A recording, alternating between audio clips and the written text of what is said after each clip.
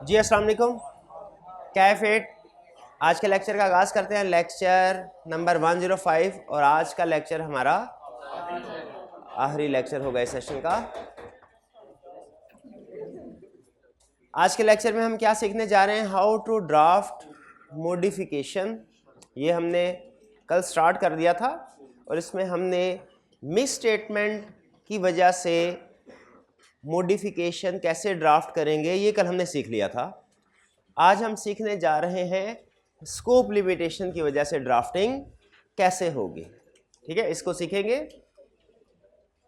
Practice question home assignment आपकी discuss होगी और फिर उसके बाद दो तीन छोटे छोटे कंसेप्ट्स हैं डिफरेंट चैप्टर्स में, चैप्टर 24 में और एक चैप्टर 7 में है गालमन कोड ऑफ एथिक्स वाला। ये छोटे छोटे चैप्टर डिस्कस करेंगे। आज के लेक्चर का जो मेन थीम है हमारा वो यही है कि हमने कल जो चैप्टर जो इंटरनल कंट्रोल और रिपोर्ट की असाइनमेंट थी उसको डिस्कस करेंगे। फिर उसके बाद जो मॉडिफिकेशन है ये सीखेंगे स्कोप लिमिटेशन के केस में कैसे होती है, और इसके बाद मिसलिनियस कंसेप्ट्स। तीन समझ लीजिए हमारे आज के लेक्चर के सेक्शन है। असाइनमेंट की डिस्कशन, मॉडिफिकेशन की ड्राफ्टिंग और फिर उसके बाद कुछ मिसलिनियस कंसेप्ट्स। लेकिन लेक्चर की तरफ चलने से पहले प्रीवियस लेक्चर में से कोई क्वेश्चन या होम असाइनमेंट में से कोई क्वेश्चन पूछना चाहते हो तो पूछ लीजिए। शाबाश। कोई क्वेश्चन? कोई क्वेश्चन नहीं है? ऐसे ना करें, कोई क्वेश्चन नहीं। चले जी। तो अच्छा, हाइब्रिड क्लास में एक स्टूडेंट ने 2-3 क्वेश्चन पूछे हैं, वो मैं आपके साथ शेयर कर देता हूं। पहला क्वेश्चन और बहुत अहम क्वेश्चन, ठीक है, 2-3 क्वेश्चन पूछे हैं, तीनों क्वेश्चन अच्छे हैं।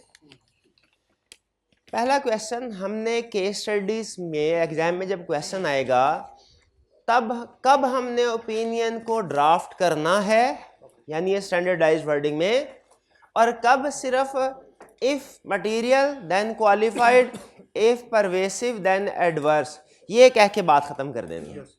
ठीक है, पहला क्वेश्चन क्या है कि कब हमने सिर्फ टाइप ऑफ ओपिनियन बताना है और कब हमने उसकी ड्राफ्टिंग भी करनी है। इसका असूल समझ लीजिए।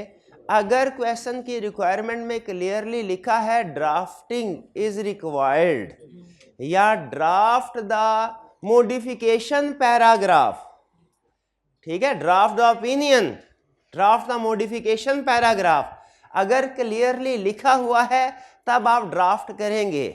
अगर ये ड्राफ्ट का वर्ड नहीं लिखा हुआ तो आपने ड्राफ्ट नहीं करना। ठीक है, 3 पॉसिबिलिटीज है। पहली पॉसिबिलिटीज, क्वेश्चन में कहे draft the basis for modified opinion paragraph, draft करेंगे, या बाज़ औक़ात कहते हैं ड्राफ्ट द ओपिनियन पैराग्राफ, या कहते हैं draft the qualified opinion paragraph. ठीक है, तो आपने उस ओपिनियन पैराग्राफ को ड्राफ्ट करना है। क्लियर, ड्राफ्टिंग करनी है। दूसरे नंबर पे उसने लिख दिया बताइए इंपैक्ट ऑन रिपोर्ट, और ब्रैकेट में लिख दिया ड्राफ्टिंग इज नॉट रिक्वायर्ड। फिर क्या आपने ड्राफ्टिंग करनी है? सिर्फ टाइप ऑफ ओपिनियन बताना है, इफ मटेरियल परवेसिव। तीसरी पॉसिबिलिटी, वो कहता है describe impact on report, what will impact on report. आगे साइलेंट रहता है, ना तो ये बता रहा है कि ड्राफ्ट करना है और ना ही ये बता रहा है ड्राफ्ट नहीं करना, तो फिर नहीं करना, नहीं करना। ठीक है, सिर्फ आपने जब कभी इंपैक्ट ऑन, आपने देखे जितने भी क्वेश्चन हमने किए हैं जिसमें इंपैक्ट ऑन रिपोर्ट उसने पूछा है, हम कभी इसीलिए ये वाला पैराग्राफ पेंडिंग किया था ताकि आपके जहन में ये कंसेप्ट डेवलप हो जाए कि जब कभी इंपैक्ट ऑन रिपोर्ट पूछेगा तो हमने सिर्फ उसे टाइप ऑफ ओपिनियन बताना है। क्या होगा, हमने उस टाइप ऑफ ओपिनियन को, भाई लेक्चर के दौरान में ना कीजिए, हमने सिर्फ टाइप ऑफ ओपिनियन को बताना है, टाइप ऑफ ओपिनियन को ड्राफ्ट नहीं करना। ये बात समझ में आ गई? तो पहला क्वेश्चन क्या था स्टूडेंट का कि कब ये ड्राफ्ट करना है, कब ड्राफ्ट नहीं करना, ये बता दिया मैंने आपको। दूसरे नंबर पे उसने पूछा कि होम असाइनमेंट के तौर पे जो केस स्टडी दी थी उसको देखे उसके जहन में, बच्चे के जहन में सवाल आया, और ये भी अच्छा सवाल था कि सर अगर उसने क्वेश्चन में 2 पार्ट्स है, नॉर्मली वैसे ड्राफ्टिंग जब पूछता है ना तो चूंकि आपको पता है अच्छा खासा लिखना पड़ता है उसमें टाइम, तो वो मार्क्स ज़्यादा देता है, तो वो एक ही सिचुएशन की ड्राफ्टिंग करवाएगा, 2 सिचुएशन की ड्राफ्टिंग नहीं करवाएगा। और अगर करवाएगा भी तो डेफिनेटली दोनों सिचुएशन सिमिलर नहीं होंगी। एक में हो सकता है वो क्वालिफाइड एडवर्स या डिस्क्लेमर ऑफ ओपिनियन ड्राफ्ट करवा ले, दूसरे में हो सकता है एमसीज ऑफ मैटर वगैरह गोइंग कंसर्न वगैरह ड्राफ्ट करवा ले। स्टूडेंट का क्वेश्चन था, लेकिन सर अगर फर्ज कीजिए एक क्वेश्चन है और उसमें उसने दोनों पैराग्राफ क्वालिफाइड ओपिनियन की ड्राफ्टिंग पूछ ले, तो क्या हम जो इंट्रोडक्टरी पैराग्राफ लिखते हैं वो दोनों में रिपीट करें, क्योंकि इन्फॉर्मेशन तो सेम है। चलिए टाइप ऑफ ओपिनियन तो हमने चेंज कर दिया, क्वालिफाइड है यहाँ के एडवर्स है फॉर एग्जांपल, तो वो जो इंट्रोडक्टरी पैराग्राफ है क्या से बिल्कुल भाईजान मैंने दरखास्त किया है लेक्चर में डिस्टर्बेंस होती है ना कीजिए यार, बाद में कर लीजिएगा जो भी आपने करना होगा। तो कहाँ पे थे? क्या इंट्रोडक्टरी पैराग्राफ को दोबारा लिखना ज़रूरी है? ज़रूरी नहीं है, लेकिन आपने इंट्रोडक्टरी पैराग्राफ की शुरू की 3-4 लाइंस लिख के ना कि डॉट्स लिख देने। आपने नोट किया होगा बुक में भी मैंने इसी तरह किया है, जहाँ पे वो इंट्रोडक्टरी पैराग्राफ रिपीट, क्योंकि मुझे पता है कि वो सारी रेपिटेशन ही हो रही है, तो शुरू के 3-4 अल्फाज लिख दिए, उसके बाद कुछ आगे डॉट्स लगा दिए। ठीक है, तो ये वैसे पूछेगा नहीं, उम्मीद है कि वो ड्राफ्टिंग अगर पूछेगा तो सिर्फ एक ही सिचुएशन आपको देगा, उसमें उसी में आपने ओपिनियन पैराग्राफ और उसी का बेसिस ऑफ ओपिनियन पैराग्राफ, उसका ट्रेंड यही है जब कभी पूछ रहा है। पिछले 2-3 टाइम से पूछना शुरू कर दिया उसने ओपिनियन पैराग्राफ, पहले सिर्फ वो पूछता था टाइप ऑफ ओपिनियन बताओ, अब कुछ थोड़ा सा वो ड्राफ्टिंग की तरफ आ गया, जिसकी वजह से हम ये ड्राफ्टिंग खास तौर पे सीख रहे हैं। तीसरा क्वेश्चन था, अगर सर क्वेश्चन में अमाउंट्स गिवन नहीं है, जैसे वो कहता है डेप्रिसिएशन रिकॉर्ड नहीं की और अमाउंट्स गिवन नहीं है, अब हम नॉर्मली इम्पैक्ट ऑन रिपोर्ट बताते हैं तो क्या लिखते हैं? If material qualified, if pervasive, adverse. तो पहला क्वेश्चन कि सर इसमें फिर अगर वो हम क्वालिफाइड ओपिनियन लिखें कि एडवर्स लिखें, ये आपकी जजमेंट, नहीं कोई एक लिखना है, ड्राफ्टिंग में एक लिखेंगे। इम्पैक्ट ऑन रिपोर्ट बताते हुए दोनों लिखते हैं, इफ मटेरियल तो ये, इफ परवेसिव तो ये। लेकिन अगर वो आपसे कहे इसको ड्राफ्ट भी करो, यहाँ क्वालिफाइड कर लें या एडवर्स कर लें, वो आपकी मर्जी है। नॉर्मली क्वालिफाइड ओपिनियन को ड्राफ्ट किया जाता है, वो आसान है, लेकिन एडवर्स को भी ड्राफ्ट करना चाहें वो भी ठीक है। और आपको पता है बेसिस फॉर क्वालिफाइड या एडवर्स ओपिनियन उस पर फर्क नहीं पड़ेगा, वो दोनों सेशन में सेम आएगा। इसमें जब आप अमाउंट्स लिखें तो चूंकि अमाउंट्स नहीं दी तो वो ये XXX लिख के अपने बेसिस वाले पैराग्राफ को कंप्लीट करना। क्लियर होगी ये बात? तो 3 सवाल मैंने आपको 3 सवालों के जवाब बताए। पहला सवाल क्या था? ड्राफ्टिंग कब, तो क्या सीखा आपने कब करनी है ड्राफ्टिंग? जब क्वेश्चन में क्लियरली मेंशन करेगा तब, वरना सिर्फ इम्पैक्ट ऑन रिपोर्ट बताना है।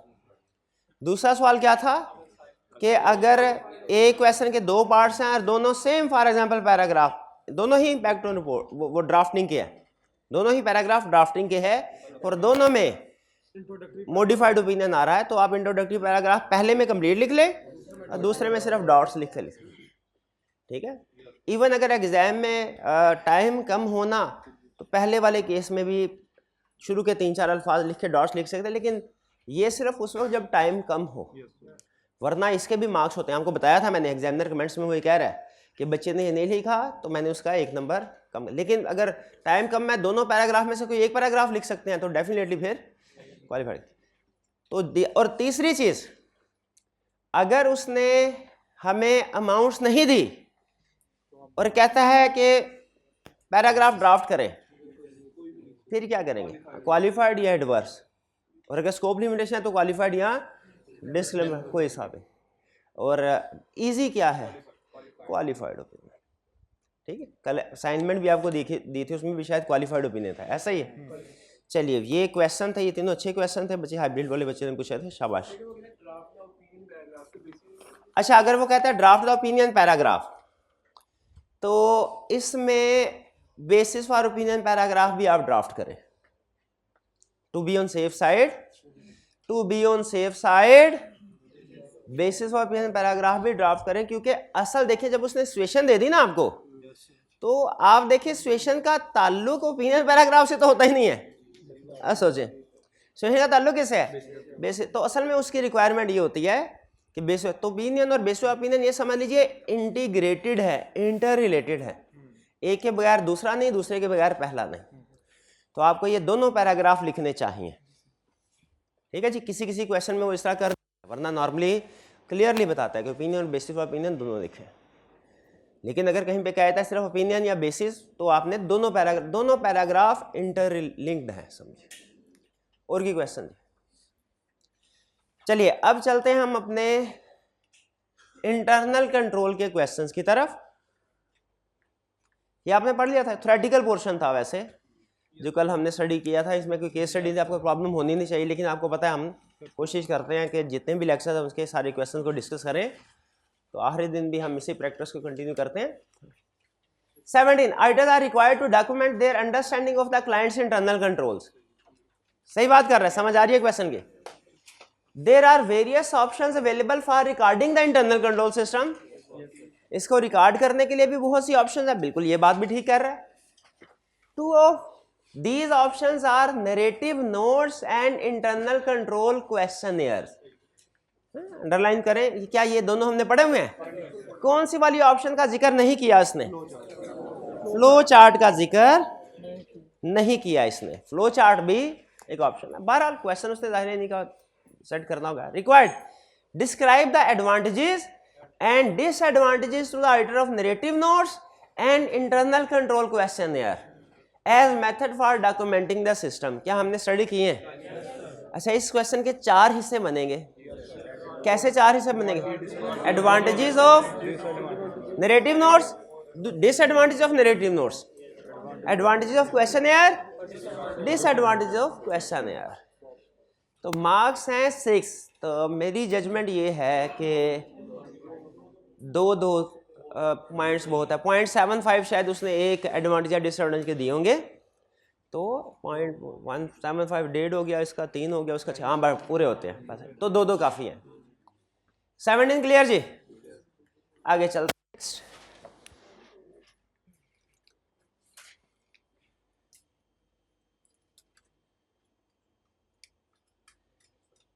नेक्स्ट है जी 18।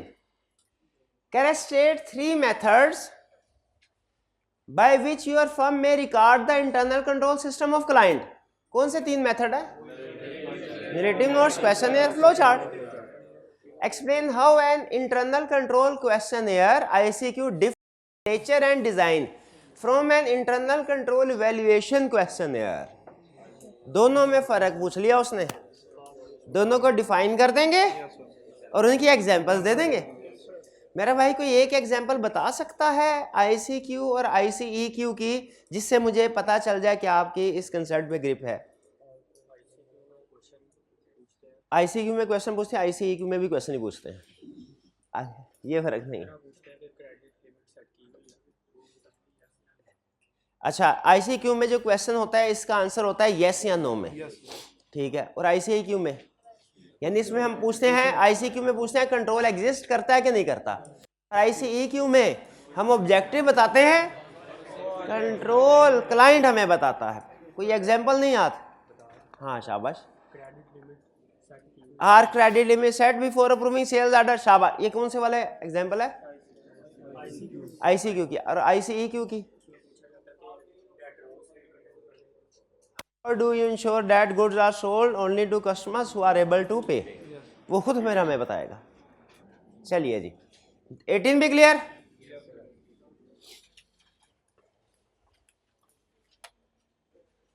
Next 19। Explain the steps necessary to check the accuracy of previous year's internal control questionnaire. जी प्रीवियस ईयर का ICQ मेरा ख्याल है वो तो यूज कर ही नहीं सकते। कर सकते, क्या करना पड़ेगा? मोटिव कैसे? स्टेप नंबर 1, पिछले साल के वर्किंग पेपर फाइल से एक्सट्रैक्ट करनी पड़ेगी ICQ। फिर इंक्वायरी करना पड़ेगा सिस्टम सेम है या चेंज हो गया। जो इंक्वायरी के नतीजे में पता चलेगा, अगर सिस्टम कोई चेंज हुआ इसकी डॉक्यूमेंट, और डॉक्यूमेंट्स के बाद क्या करना है? Walk through test. Walk through test की डेफिनेशन याद है? वॉक थ्रू टेस्ट की डेफिनेशन याद है? चलिए, और वॉक थ्रू टेस्ट के बाद फिर हमने अपने रिवाइज कर लेना ICQ को, कंट्रोल रिस्क उस लिहाज से अपडेट कर लेंगे। क्लियर? तो प्रीवियस ईयर का आईसीक्यू यूज कर सकते हैं। शाबाश। Next 20. During the external audit of Bouchard Limited, it was discovered that on a number of occasions, adjustments were made by the payroll clerk to standing data. Standing data कौन सा होता है? Master file and standing data. याद आया? किस वाले control में था? एप्लीकेशन कंट्रोल्स में। शाबाश।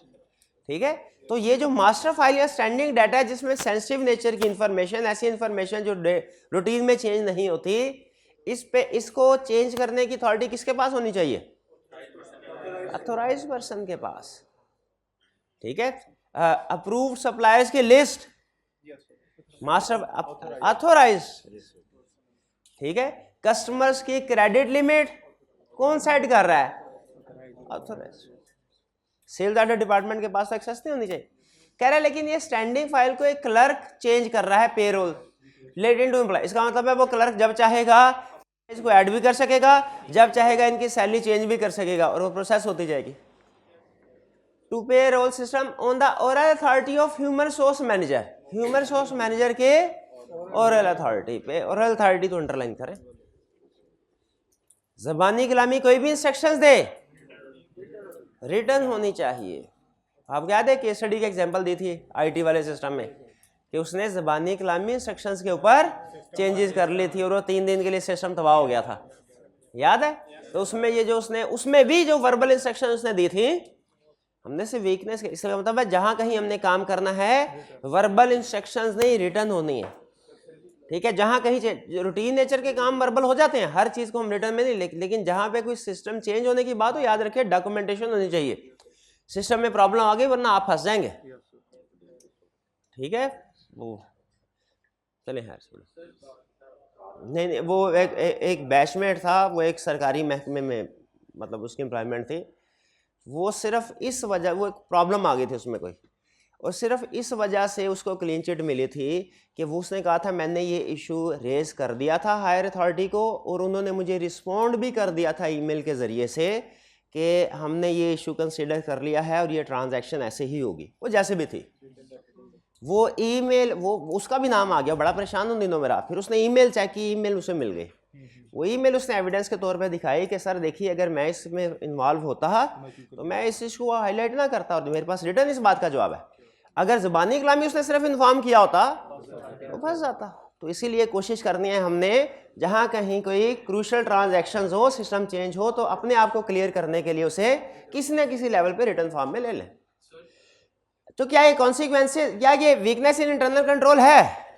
चेंज कर रहा है ज़बानी कलामी। अच्छा, हम ये नहीं कह रहे कि लाजमी ही 2 नंबर बात होगी कोई, ठीक है, लेकिन चेंजेस का वीकनेस इन इंटरनल कंट्रोल है। मिस स्टेटमेंट में भी हो, में भी ना हो, वीकनेस इंटरनल कंट्रोल है। अब वो आपसे कह रहा है आपने outline the possible consequences of this internal control deficiencies and provide recommendation. क्या हो सकती है इसमें कॉन्सिक्वेंसेस? कि चेंजेस की ऑथोराइजेशन ऑफ चेंजेस डिफिकल्ट होगा डिटरमिन करना कि जो भी पेरोल में चेंजेस हुई हैं वो ऑथोराइज्ड हैं कि नहीं। रिकमेंडेशन क्या होगी आपकी? ऑथोराइज्ड, बिल्कुल ऑथोराइज्ड पर्सन की तरफ से रिटर्न फॉर्म में अप्रूवल होनी चाहिए। क्लियर? अच्छा, इसमें जब कभी प्रैक्टिकली भी हम इंटरनल कंट्रोल वीकनेस क्लाइंट के सामने हाईलाइट करते हैं, 3 चीज़ें होती हैं। प्रैक्टिस में हमारी फर्म में 4 चीज़ भी थी लेकिन वो एक ऑप्शनल ही है। 3 चीज़ें, एक वीकनेस क्या आइडेंटिफाई की, एक उसका पॉसिबल इफेक्ट क्या है, फाइनेंशियल इफेक्ट क्या है। यानी इफेक्ट का मतलब क्या होता है कि अगर ये वीकनेस ऐसे ही कंटिन्यू होती रही तो कंपनी को क्या नुकसान हो सकता है। और तीसरा रिकमेंडेशन, वीकनेस ऑब्जर्व्ड, दूसरे नंबर पे इम्पैक्ट और तीसरे नंबर पे रिकमेंडेशंस। ये 3 चीजें होती। और आपने देखा हमने जो इंटरनल कंट्रोल की केस स्टडीज की हैं उनमें भी नॉर्मली ये तीनों चीजें हमसे ड्राफ्ट कराते। कभी कभी एक आध दिन में से मिस करवा के वो टेस्ट ऑफ कंट्रोल पूछ लेता था, लेकिन मैनेजमेंट लेटर में ये तीनों चीजें होती हैं। Test of control management letter में नहीं होता है क्योंकि वो मैनेजमेंट को दे रहे हैं ना, वो तो हमारे अपने लिए।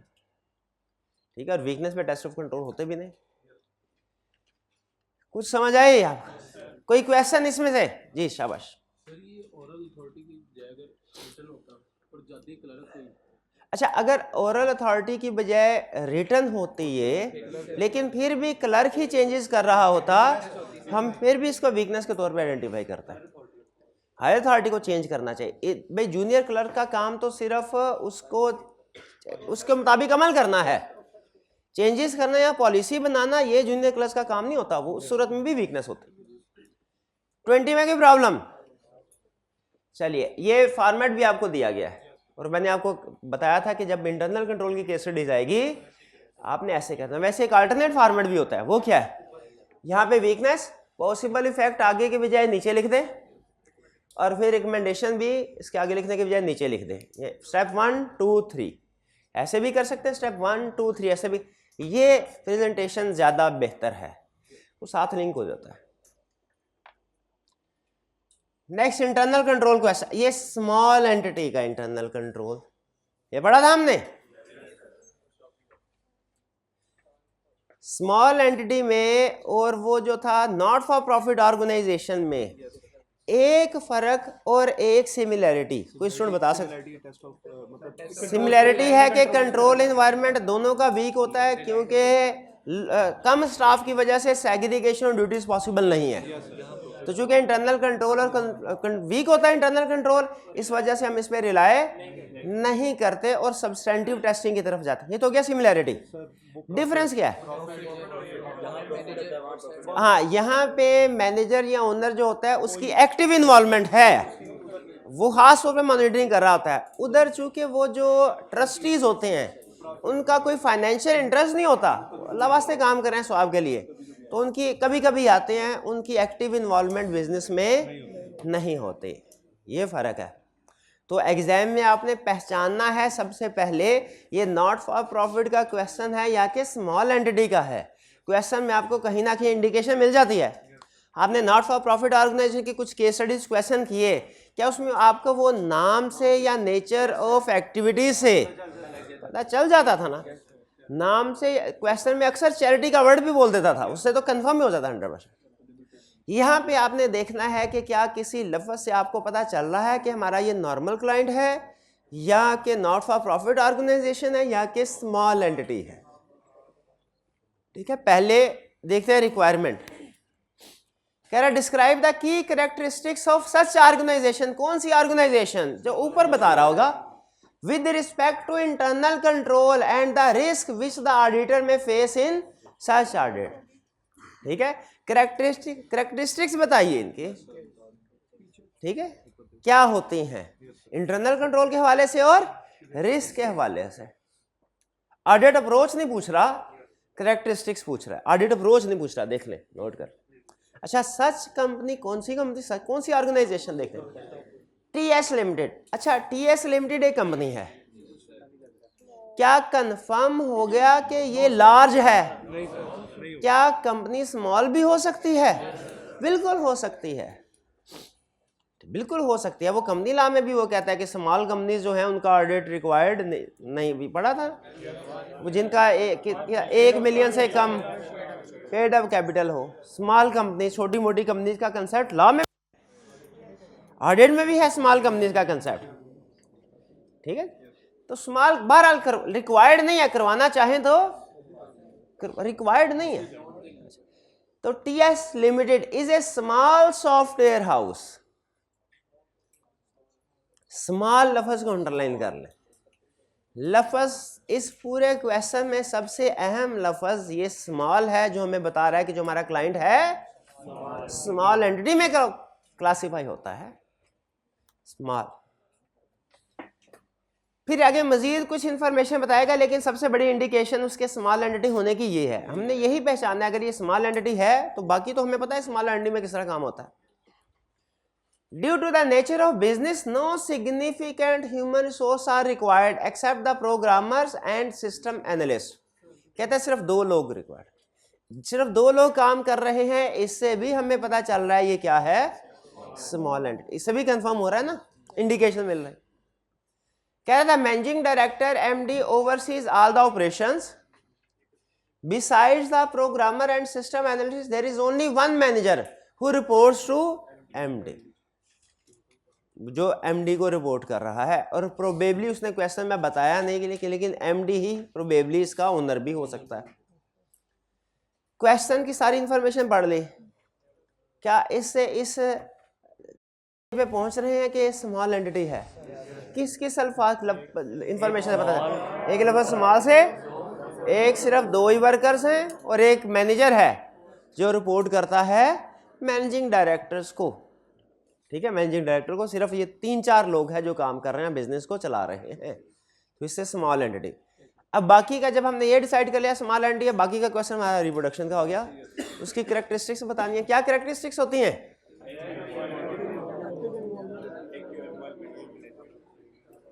Active involvement of owners, high level of management involvement in operations, no formal information system, authorization and performance review are key features of organization। Her transaction की अथोराइजेशन और हर एम्प्लॉय का परफॉर्मेंस है ही चंद एक, ट्रांजैक्शन भी चंद एक है और स्टाफ भी चंद एक का है। इस क्वेश्चन में कोई प्रॉब्लम इसको अंडरस्टैंड करने में? कोई प्रॉब्लम नहीं। ऑडिट ट्रेल, बिल्कुल ऑडिट ट्रेल पॉसिबल नहीं होगा। 22 ये डिफरेंट टाइप्स ऑफ लेटर हमने डिफरेंट प्लेसेस पे पढ़े हैं। क्या प्रोफेशनल क्लियरेंस लेटर पता है आपको क्या होता है?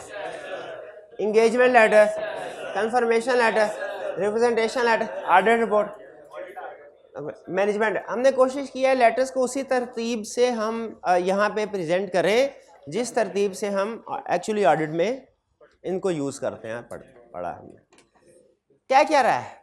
कह रहा है state the difference between engagement letter and professional clearance letter. इसी टेबल को सामने रखते हुए या तो ये टेबल ही छाप दें, थोड़ा सा इसको चेंज कर दें, इसको हॉरिजेंटल की बजाय वर्टिकल फॉर्म में प्रेजेंट करते हैं, बाकी सेम है, डिफरेंस आ रहा।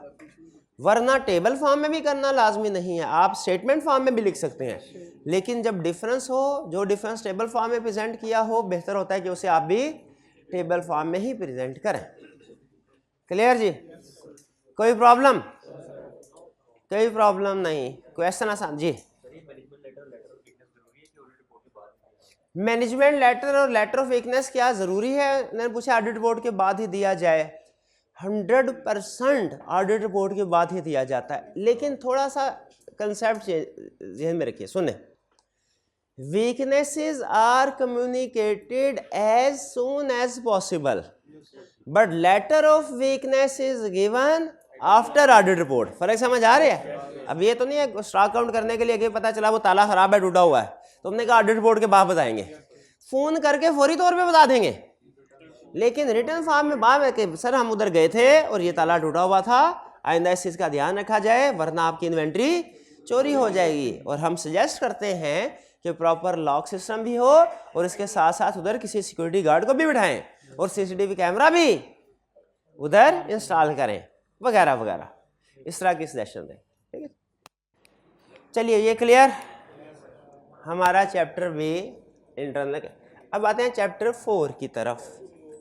इसके क्वेश्चन भी आपको दिए गए थे। अच्छा पहले ऐसा करते हैं, कंसेप्ट कंप्लीट कर लेते हैं, क्वेश्चन फिर बाद में। अच्छा पहले बताइए, मिस स्टेटमेंट के केस में ड्राफ्टिंग में कोई इशू? रूल आपने ज़हन में रखा ना? हमने वो दो सेंटेंस ज़हन में रखने हैं, बनाने हैं कि मैनेजमेंट ने क्या काम नहीं किया और अगर वो काम ये करती तो क्या क्या, यानी एक तरह। अच्छा स्टूडेंट कहने लगा सर आपने जो हमें क्वांटिफिकेशन बताई है ना, वो क्वांटिफिकेशन एरर की नहीं है, वो क्वांटिफिकेशन है अगर एरर को सही किया जाए तो फाइनेंशियल स्टेटमेंट पे इम्पैक्ट क्या होगा, यही बताना है। इसकी रीज़न ये है कि यूज़र को यूज़र असल में आपसे चाह रहा है कि अगर फाइनेंशियल में गलत है ना तो मुझे बता दे क्या क्या फिगर को चेंज करना पड़ेगा तो वो ठीक हो जाएगी। ठीक है, तो हम बताते हैं अगर मैनेजमेंट सही रिगार्ड करती तो फिर ये वाली इंफॉर्मेशन होती रिवाइज्ड वाली। अब यूज़र क्या करेगा, अगर यूज़र थोड़ा सा भी समझदार हुआ ना, हमने प्लस माइनस कर लेगा, शाबाश, ठीक है, वो उससे पता चल जाएगा सही प्रॉफिट क्या है। क्वांटिफिकेशन का मकसद ही यही है। ठीक है, चलिए, तो मिस स्टेटमेंट में कोई प्रॉब्लम नहीं है। अच्छा, अब मैं आपको सिखाने लगा हूं स्कोप लिमिटेशन की ड्राफ्टिंग, और किसकी, ओपिनियन पैराग्राफ की, के बेसिस फॉर, बेसिस की। ओपिनियन की तो हम सीख चुके हैं ना पक्का। जो जिन स्टूडेंट से रिवाइज नहीं की ना, 70% से ज़्यादा उनके जेहन से निकल चुकी होगी, कंफर्म है। जिन स्टूडेंट से कल जाके रिवाइज नहीं किया, कंफर्म है ये ओपिनियन की। अब अगर उनसे ओपिनियन की वर्डिंग पूछेंगे ना, भाई ये basis for disclaimer of, sorry, disclaimer of opinion कल सिखाया था, कल सिखाया था। अब अगर मैं इनसे पूछूंगा ना और इनकी शक्ल पे लिखा हुआ है, ये लिखा हुआ है वाकई कि ये रिवाइज नहीं करके आए, इनसे ये नहीं बता पाएंगे। 30% तक बता पाएंगे, 70% तक नहीं। पहले तो ये बताए कि रिवाइज किया था कल, है? नहीं किया था ना, देखा भाई सही पढ़ रहा चेहरे, शाबाश। अच्छा, दूसरा basis for disclaimer of opinion, बताए पढ़ना नहीं है भाई, ये देखा। तो जो मैंने आपको पहले भी शायद किसी लेक्चर में बताया था, जब भी कोई नई चीज़ सीखे ना, उसको 24 आवर्स में रिवाइज करना लाजमी होता है। 24 आवर्स में रिवाइज करना लाजमी होता है जी। लेट बताया, अब टाइम गुजर गया। नहीं, तो ये पहले डेली आपको जो असाइनमेंट दी जाती थी, वो ये इसी चीज़ के लिए दी जाती थी, ताकि आप रोज का रोज पढ़े। अगर आप बेफिक्र है, अगर नहीं भी बताया ना, बताना जरूरी नहीं है, काम करवाना जरूरी है उसके ऊपर।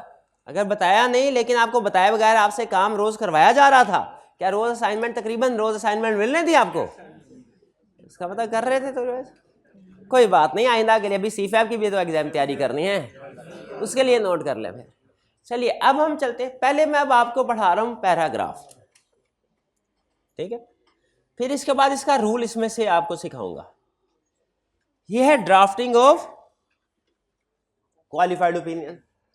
फैक्ट क्या है, यानी सिचुएशन क्या है, ये सिचुएशन आपको एग्जाम में उसने दी होगी और आपसे कहेगा ड्राफ्ट करो मॉडिफाइड ओपिनियन पैराग्राफ, मतलब मॉडिफाइड ओपिनियन भी और बेसिस भी दोनों इंटीग्रेटेड है, इंटरलिंक्ड है। क्वालिफाइड ओपिनियन में वो कह रहा है वी हैव ऑडिटेड द, कह रहा है बाकी वही पैराग्राफ रिप्रोड्यूस कर दो जो L1 में है, यहाँ पे क्या दोबारा बार बार में छापो, ये इंट्रोडक्टरी पैराग्राफ आएगा क्वालिफाइड ओपिनियन।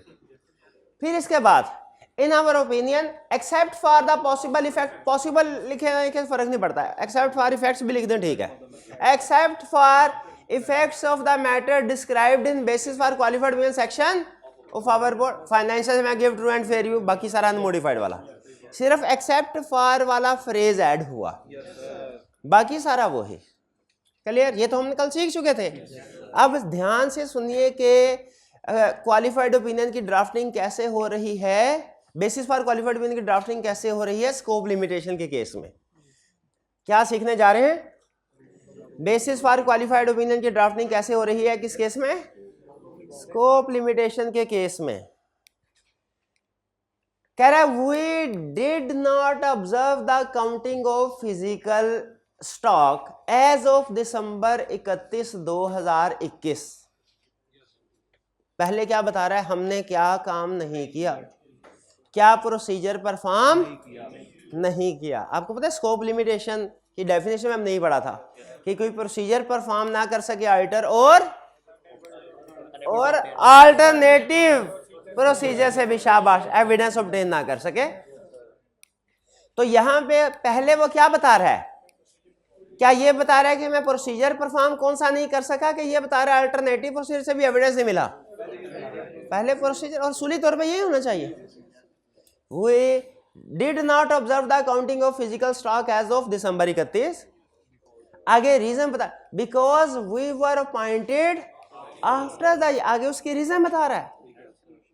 तो पहले सेंटेंस में उसने क्या किया, प्रोसीजर बताया, क्या परफॉर्म नहीं किया और उसकी रीजन बताए। we क्या, फिर से, we did not physically verify inventory as on 31 December because we were appointed after the year end, ठीक है, because government announced lockdown in that area, जो भी सिचुएशन कह सकता है। फिर इसके बाद अच्छा ये उसने क्या बताया, कौन सा प्रोसीजर परफॉर्म नहीं किया, क्यों नहीं किया।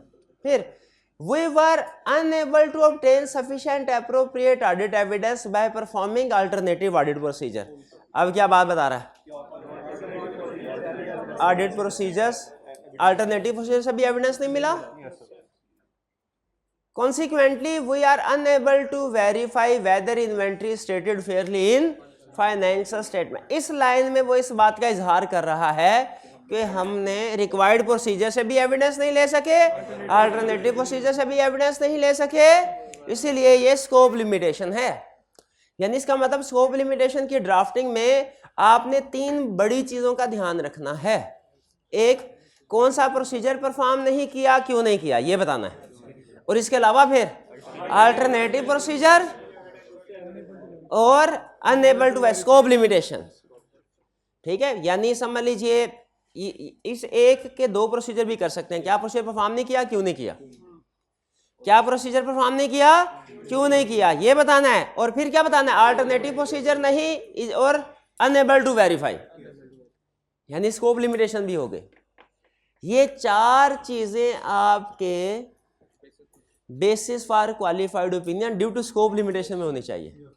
मिस स्टेटमेंट में 2 सेंटेंस थे, सेंटेंस चाहे इधर भी 2 बना ले, लेकिन इंफॉर्मेशन 4 तरह की आएगी। कौन कौन सी इंफॉर्मेशन,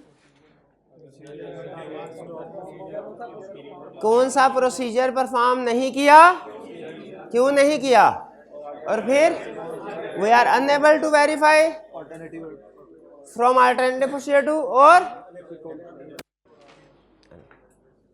आपका जो ये वाला हिस्सा है ना, ये वाला सेंटेंस, ये अनएबल टू वेरीफाई, ये अल्टरनेटिव प्रोसीजर और अनएबल टू वेरीफाई से पहले वाला, ये है सिचुएशन स्पेसिफिक हिस्सा, ये चेंज होगा, बाकी सारा हर एक केस में सेम होगा। भाई क्लियर? चलिए एक और ड्राफ्टिंग करते हैं। कोई सिचुएशन बता दें स्कोप लिमिटेशन की। डेटर वेरीफाई नहीं हो सके, कंफर्मेशन लेटर नहीं सेंड कर सके, खुद बनाइए। क्या लिखेंगे सबसे पहले, we were unable to send confirmation letter, या we were unable to circularize का लफ्ज याद है, some of debtors। आगे because management prevented us, because management's information system contained some error। ठीक है, क्योंकि उनके इंफॉर्मेशन सिस्टम में कोई एरर आ गया था। ये स्टैंडर्ड की एग्जांपल है। उसने कहा था कि मैनेजमेंट मैनुअल से आईटी सिस्टम में गई, ट्रांजैक्शन प्रोसेसिंग में कुछ गलती हो गई, तो उन्होंने कहा सर बैलेंस हमारे उलट पुलट पड़े हुए हैं, सीधे पदरे करने में टाइम लगेगा, ना करें, कंफर्मेशन लेटर सेंड ना करें, गलत बैलेंस आएगा, आप अल्टरनेट। क्लियर हुई है बात? तो पहली लाइन में हमने क्या बताया कि क्या प्रोसीजर फॉर्म नहीं किया, we did not send confirmation letter because management prevented us as information system contained some errors। क्या नहीं किया, क्यों नहीं किया, और इसके बाद फिर आगे क्या है, वही line, unable to obtain evidence from alternative procedure to, consequently we are unable to verify whether debtors are fairly stated। Clear? ये तो था आसान काम, मुश्किल तो अब आएगा, आ जाए।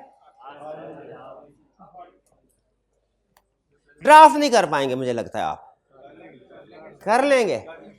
अच्छा चलिए मैं सिचुएशन में बताता हूं, नहीं ज्यादा नहीं है, सिर्फ एक चीज आपको बता दूं, अगर क्या ऐसा हो सकता है कि एक सिचुएशन में मल्टीपल मिस स्टेटमेंट्स या मल्टीपल स्कोप लिमिटेशन हो। अब ये सीफैब लेवल का क्वेश्चन है, समझ लीजिए, कंसेप्ट है, हो सकता है। तो अगर उसने कहा डेटर्स पे प्रोविजन रिकॉर्ड नहीं की, और उसी पार्ट के अंदर कहा इन्वेंट्री को भी लोअर ऑफ कॉस्ट एनआरवी पे रिकॉर्ड नहीं किया, फिर से डेटर्स पे प्रोविजन रिकॉर्ड नहीं की, इन्वेंट्री को भी लोअर ऑफ कॉस्ट एनआरवी पे रिकॉर्ड नहीं किया, अमाउंट कोई नहीं दी हुई, शाबाश, इफेक्ट क्या है, परवेसिव। कौन सा ओपिनियन, एडवर्स होगा, एडवर्स होगा। एडवर्स ओपिनियन एक आएगा कि दो आएंगे? शाबाश शाबाश। बेसिस फॉर एडवर्स ओपिनियन एक आएगा कि दो आएंगे? वो भी एक ही आएगा। हाँ, उसी एक पैराग्राफ के अंदर दोनों बातें डिस्कस करेंगे। पहले एक मिस स्टेटमेंट जिसका दिल करे, तरतीब मैटर नहीं करते, पहले एक और फिर उसके बाद दूसरे। नहीं बात समझ आई? फिर से आ गई तो फिर से, अगर उसने एक ही पार्ट के अंदर कह दिया, पिक करें कंसेप्ट को, एक ही पार्ट के अंदर कह दिया कि कंफर्मेशन फिजिकली इन्वेंट्री को भी काउंट नहीं कर सका और कंफर्मेशन लेटर भी सेंड नहीं कर सका, अमाउंट्स नहीं बताएं, इफेक्ट क्या है? ओपिनियन कौन सा? Disclaimer of opinion. ठीक है जी, उसने कहा ड्राफ्ट कीजिए। कितने डिस्क्लेमर ऑफ ओपिनियन आएंगे? एक स्टूडेंट कहने लगा सर 2 क्वालिफाइड ओपिनियन आएंगे। नहीं, एक ही है ओपिनियन, एक रिपोर्ट एक ओपिनियन, कंफर्म है 100%, एक रिपोर्ट एक ओपिनियन। जो मर्जी सिचुएशन हो जाए, ओपिनियन दो एक रिपोर्ट में आ ही नहीं सकते, आ ही नहीं सकते। तो adverse disclaimer of opinion, basis for disclaimer of opinion कितने? वो भी एक ही आएगा। उसके अंदर दोनों स्कोप लिमिटेशन को डिस्कस करेंगे, पहले एक वाली को फिर दूसरे वाली को। लेकिन ये कोई स्टूडेंट इसको इंटरप्रेट कर सकता है। अगर इसको इंटरप्रेट, तो समझ लीजिए मेरा और उसका जहनी हम आहंगी एक लेवल पे। नहीं एक लेवल में नहीं, यानी कि ऐसा कि एक सिंक्रोनाइजेशन हो गई, जैसे होता है ना इशारों की जुबान समझना। ये मैं इशारा दे रहा हूं और मैं जानना चाह रहा हूं कौन कौन स्टूडेंट इस इशारे को समझता है। ये है स्कोप लिमिटेशन। क्या है? उसकी ड्राफ्टिंग कैसे करनी, एक सिचुएशन एक ही प्रॉब्लम हो तो कैसे करनी हो बता दिया। अगर 2 स्कोप लिमिटेशंस हो, इफेक्ट परवेसिव हो, उसकी ड्राफ्टिंग कैसे करनी है वो बता रहा हूं। मैंने यहां पे लिखा, आपने ड्राफ्टिंग करते हुए 4 चीजें देखनी। सेंटेंस चाहे 4 बनाए चाहे 2 बनाए, उससे गर्ज नहीं है, इंफॉर्मेशन चारों होनी चाहिए। कौन कौन से? प्रोसीजर नॉट परफॉर्म बताना है, कौन सा प्रोसीजर परफॉर्म नहीं किया, क्यों नहीं किया, अल्टरनेटिव प्रोसीजर से भी एविडेंस नहीं मिल सकता, और ये स्कोप लिमिट। ठीक है, इन 2 के साथ लिखा हुआ है मल्टीप्लाइड बाय 2, इन 2 के साथ लिखा है मल्टीप्लाइड बाय 1। कौन सा बताएगा? आप मेरे भाई बताए, बता मेरा।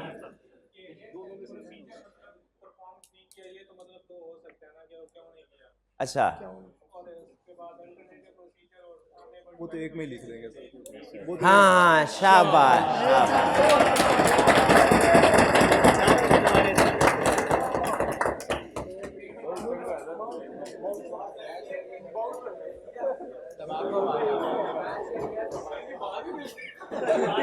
अच्छा, भाई को देख के ना मुझे याद आ गया इंटरमीडिएट के पेपर। हमारी क्लास थे ना, क्लास में 3 हम स्टूडेंट थे, हमारी जो आईकॉम की क्लास होती थी, और तीनों ही क्लास के टॉप 3 थे।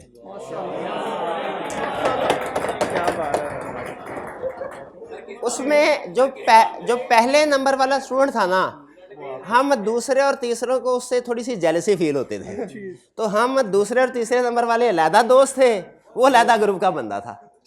तो पेपर देने के लिए हम गए, तो वहाँ पे दोस्त मुझे तीसरे नंबर पहले वाला वो अलहदा, वो इसका कहानी में कोई रोल नहीं है। जो दूसरे नंबर, मैं तीसरे नंबर वाला था, वो दूसरे नंबर वाला है। कहने का तैयारी कैसी? मैंने कहा बहुत अच्छी। कहता कैसे तैयारी की? मैंने वो टोपी पहनी हुई थी, मैंने टोपी उतार दी, टिंड कराई हुई थी। मैंने कहा ऐसे तैयारी की? भाई ऐसा ही है ना, ऐसा ही है ना। वो जब बाल संवारने लग जाए ना, फिर काम नहीं होते। ठीक है। हाँ, वो मैंने सुना है वो पहलवानों में भी ये मुहावरा है कि जिसने बालों में कंघी फेर ली वो पहलवान नहीं बन सकता। तो मैंने कहा, फिर मैंने पूछा तुमने कैसी तैयारी की, सच्चा आ गया, उसने अपनी टोपी उतार दी।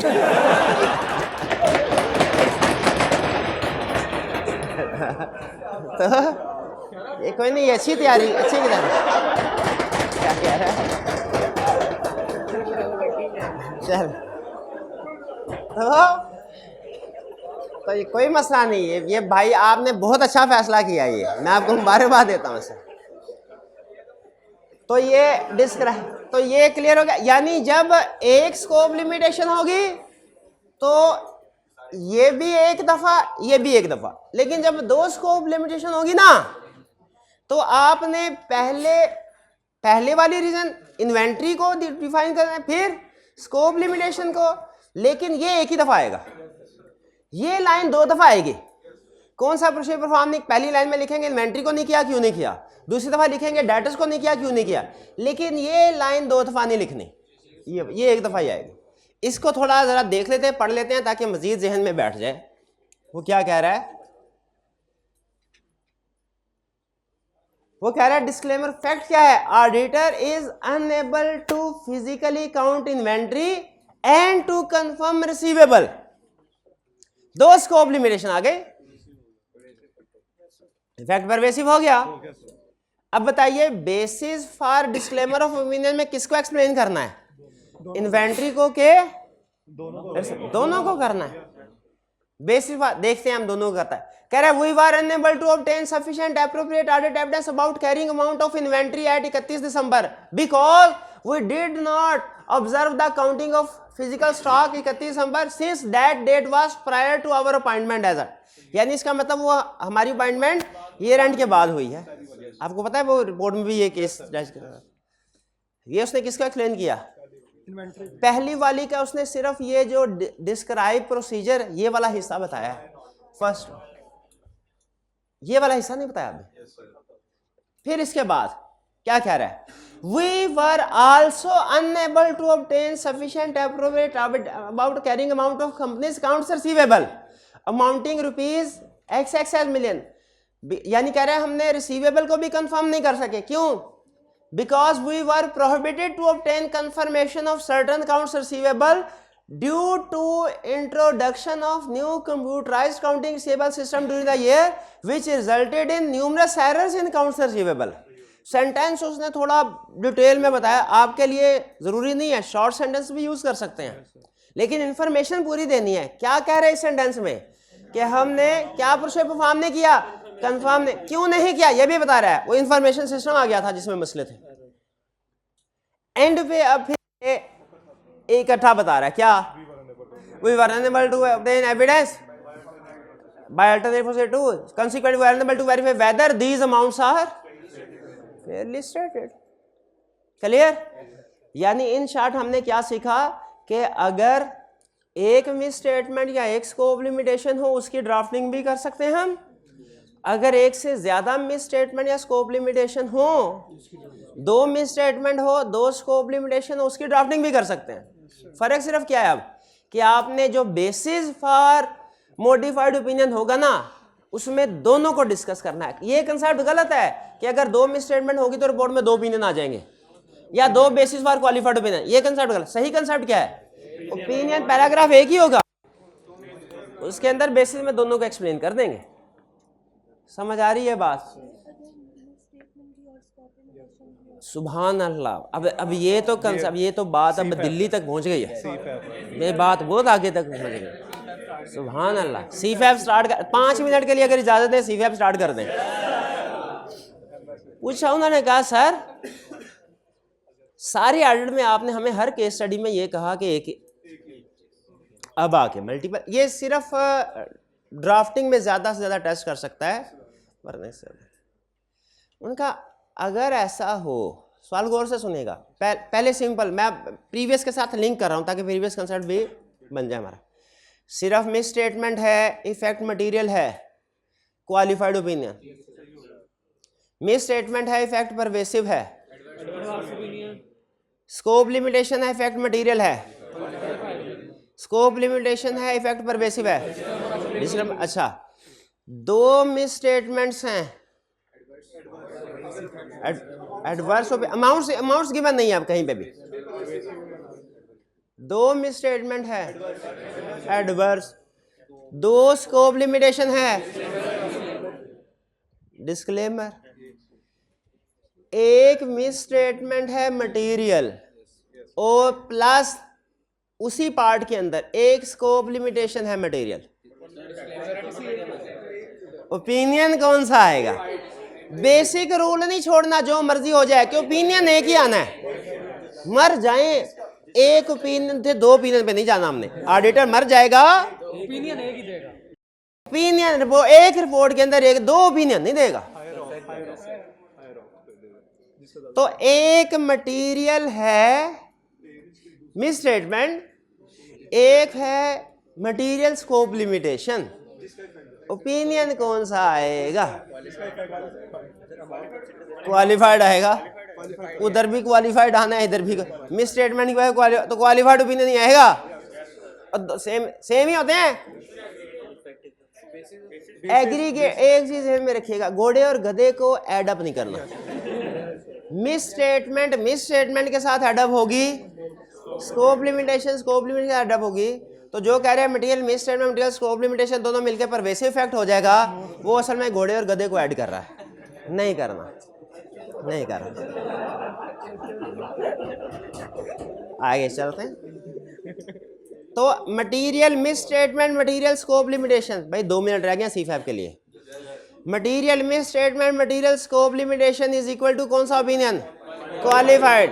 बेसिस फॉर क्वालिफाइड ओपिनियन में क्या करना है?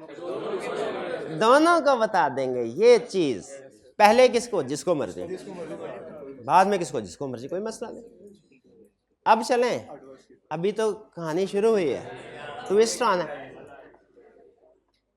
एक मिस स्टेटमेंट है, उसका इफेक्ट है परवेसिव। एक स्कोप लिमिटेशन है, उसका इफेक्ट है मटेरियल। एक ओपिनियन के दो, हाँ, जिसका इफेक्ट ज्यादा होगा। कौन सा? Adverse opinion. तो बेसिस फॉर एडवर्स ओपिनियन में क्या करना है? दोनों को डिस्कस करना है। ठीक है, दोनों क्लियर होगी ये बात? दोनों मिस स्टेटमेंट को भी डिस्कस कर दें और फिर उसके बाद स्कोप लिमिटेशन, दोनों को बेसिस फॉर एडवर्स ओपिनियन। ठीक है, लेकिन अभी समझ नहीं आई बात की। फिर से एक ही पार्ट के अंदर एक ही आर्डर में एक स्कोप लिमिटेशन है परवेसिव और एक मिस स्टेटमेंट है मटेरियल। अब बताएं,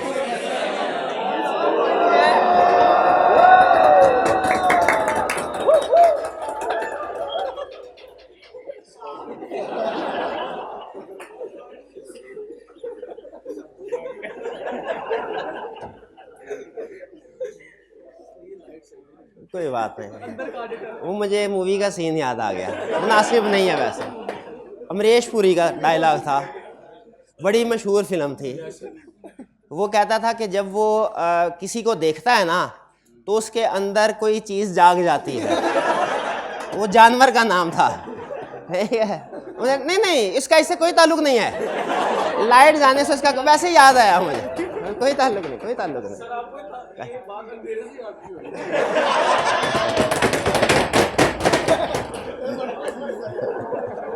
चले वापस, नहीं, कहाँ पे छोड़ी थी हमने बात? अब दोबारा से क्विकली। अगर इफेक्ट ब्रेक आ गया ना, अब भूल गया मैं। फिर मिस सिंगल, पहले simple situation, Kaif level. Material miss statement effect material, miss statement effect pervasive, scope limitation effect material, scope limitation effect pervasive. अच्छा, दो मिस स्टेटमेंट्स, दो मटेरियल मिस स्टेटमेंट, दो material scope limitation, disclaimer.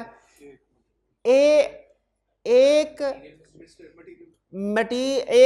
Pervasive miss statement और एक material scope limitation. Adverse और basis for adverse में दोनों। अच्छा, एक scope limitation pervasive plus miss statement material, disclaimer और बेसिस फॉर डिस्क्लेमर ओपिनियन में दोनों। क्लियर हो गई है बात? नहीं बस नहीं, आगे चलते हैं। अगर एक और भी है सिचुएशन, उसने कहा सर मैथ लॉजिकल आर्गुमेंट, उन्होंने कहा सर दोनों मटेरियल बता दिए, एक मटेरियल एक परवेसिव बता दिया, एक मटेरियल दोनों परवेसिव, इस पे भी एक मूवी का सीन याद आ गया। पुलिस वाले छापा मारने जाते हैं, जो लीडर है वो अपनी टीम को, लीडर आगे टीम पीछे, अब टीम को ऑर्डर दे रहा है घेरना कैसे है मुजरिमों को। क्या क्या कह रहा है, आधे बंदे लेफ्ट को जाएं, आधे राइट को जाएं, बाकी मेरे पीछे आए। पीछे किसने आना है? किसी ने नहीं आना। ऐसे तो मुझे बताइए, परवेसिव की डेफिनेशन में हमने क्या पढ़ा था? सब्सटेंशियल पार्ट होता है, मोर देन 50% होता है। तो अगर मोर देन 50% कोई मिस स्टेटमेंट हो सकती है, तो क्या उसी मोर देन 50% स्कोप लिमिटेशन हो सकती है?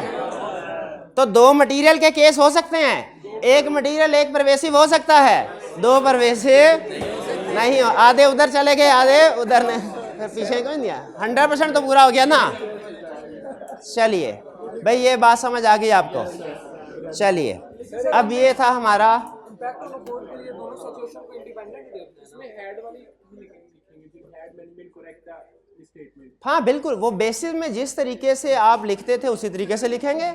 जैसे मिस स्टेटमेंट जी, ये दो पैरा लिखेंगे हेड वाले पे। नहीं, अगर मिस स्टेटमेंट है ना, मिस स्टेटमेंट, दो मिस स्टेटमेंट है, तो आप उन दोनों को ऐड कर सकते हैं। वो जो हेड वाली बात है एक दफा ही लिखेंगे। ये बहुत एडवांस कंसेप्ट है, ये आपसे नहीं पूछेगा। ये जो एक ज्यादा से ज्यादा आपसे वो एक ही सिचुएशन में दो मिस स्टेटमेंट या दो स्कोप लिमिट पूछेगा। एक ही सिचुएशन के अंदर मिस स्टेटमेंट स्कोप लिमिटेशन, वो नहीं था ना, ये बहुत एडवांस लेवल का क्वेश्चन बन जाएगा, नहीं पूछेगा। ये तो एहतियातन मैंने आपके साथ शेयर कर दिया। अगर आपको कुछ भी नहीं, सारी डिस्कशन से कुछ भी पिक नहीं हुआ ना कि डिफरेंट सिचुएशन मिक्स हो रही है, क्या करना है, तो कोई प्रॉब्लम नहीं है। सिर्फ इतना ध्यान में रखें, अगर मिस स्टेटमेंट है, इफेक्ट मटेरियल है, तो उसको कैसे अटेम्प्ट करना है, और अगर मिस स्टेटमेंट है इफेक्ट परवेसिव, उसकी ड्राफ्टिंग कैसे करनी है। इसी तरह स्कोप लिमिटेशन की ड्राफ्टिंग मटेरियल है तो कैसे करनी है, और परवेसिव है तो कैसे करनी है। क्लियर जी? चलिए एक मिनट, हर मैं चेक कर लूँ कि कोई चीज़ रह तो नहीं। हाँ, क्वेश्चन रह गए हैं। पहले ब्रेक है, पहले क्वेश्चन। कितने स्टूडेंट्स का ख्याल है पहले ब्रेक? कितनों का ख्याल पहले क्वेश्चन? क्वेश्चन वाले ज्यादा। आ जाए क्वेश्चन कर लेते हैं। क्वेश्चन नंबर 19 पढ़िए, क्या पूछ रहा है? सबसे पहले पढ़े जरा।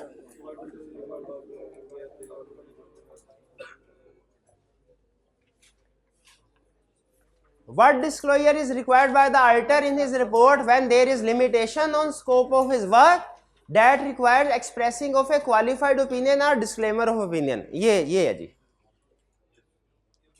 ये पूछ रहा है कि जब स्कोप लिमिटेशन है ना, हाँ, तो क्या रिपोर्ट में क्या चीजें आएंगी? ये